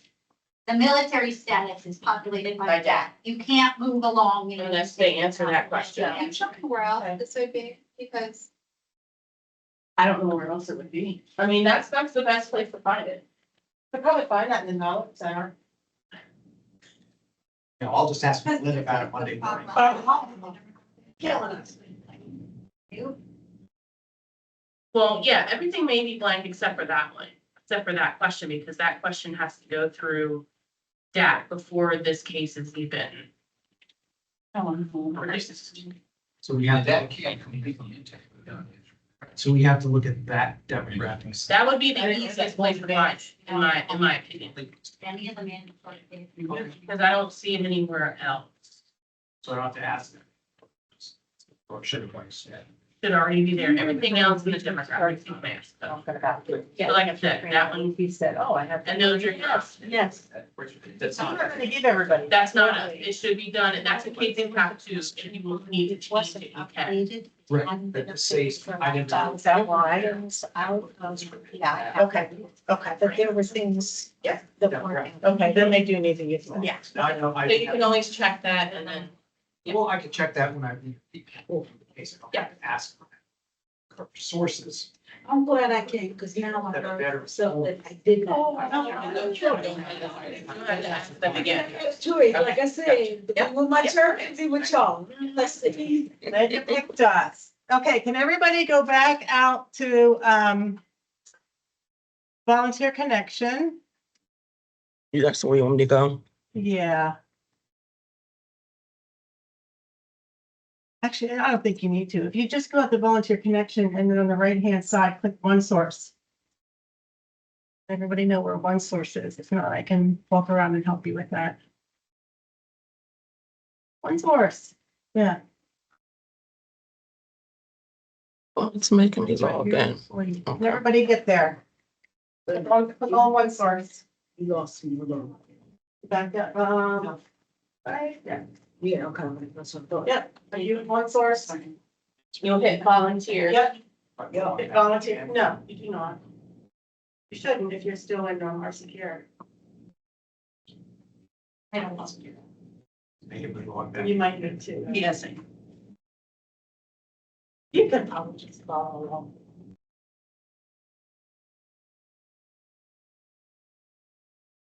But then if you get out to one source, is everybody on this page? You want to click on, you go back to the next, to the slides. Click on mission services. And then click on disaster cycle services. This is where we are as caseworkers, okay? PCS. Yes, and then you want to go to client care. Okay. And then you can scroll down. There's all kinds of stuff here, but what you really want is the disaster caseworker toolkit. Disaster casework toolkit. There is all the procedures for how to do casework, okay? Everything from A to Z is out there that you learned when you first went through training. So when do you contact the client? How often do you contact the client? When do you close the case? Anything that's just regular procedural stuff as opposed to the knowledge center, which is how do I do this in RCTR? Okay, so that's the distinction. So feel free to go out here. It's a lot of material, but it's out there and you can find it if you ever have a question. How does the Red Cross say I should be doing X thing in casework? Okay. So those are really good resources. And then in addition to that, like Melinda said, we have, well, first of all, we have monthly chapter meetings. Okay, and those are the First Tuesday of every month at 6 p.m. first Tuesday of every month. And the link is the same every single month, and it's in the weekly update. Every Thursday, the live link, and then the previous month's meeting is recorded, and that link is in there as well. So we understand you're not always sitting around waiting for us to have a meeting, but watch the recording. There's a lot of good information, Yes. and it's always an hour. We do not go over. There's also a weekly newsletter that's put out by CBS Thursday by our team. Yes, it's also chock full of information. I mean, it's that, I can see everything, but. That's a caseworker section. And there's now a caseworker section called Casework Corner. So anything you really need to know, we're gonna put out there. Okay, and then, there are, like Lori said, the seasonal monthly casework series that I run, which is for all caseworkers. And that is the second Thursday of each month at 5:30, and everybody gets an invitation. Every caseworker gets it, so you all have gotten it. Please come to my meetings. Sorry. Very happy if you do. Sorry, he says. We're not. But one come. So, and then emails, please, if you get emails from any of us, please read them. Probably important information in them. Okay, so thank you. Oh, get done, we did that. What's next? More training, yay!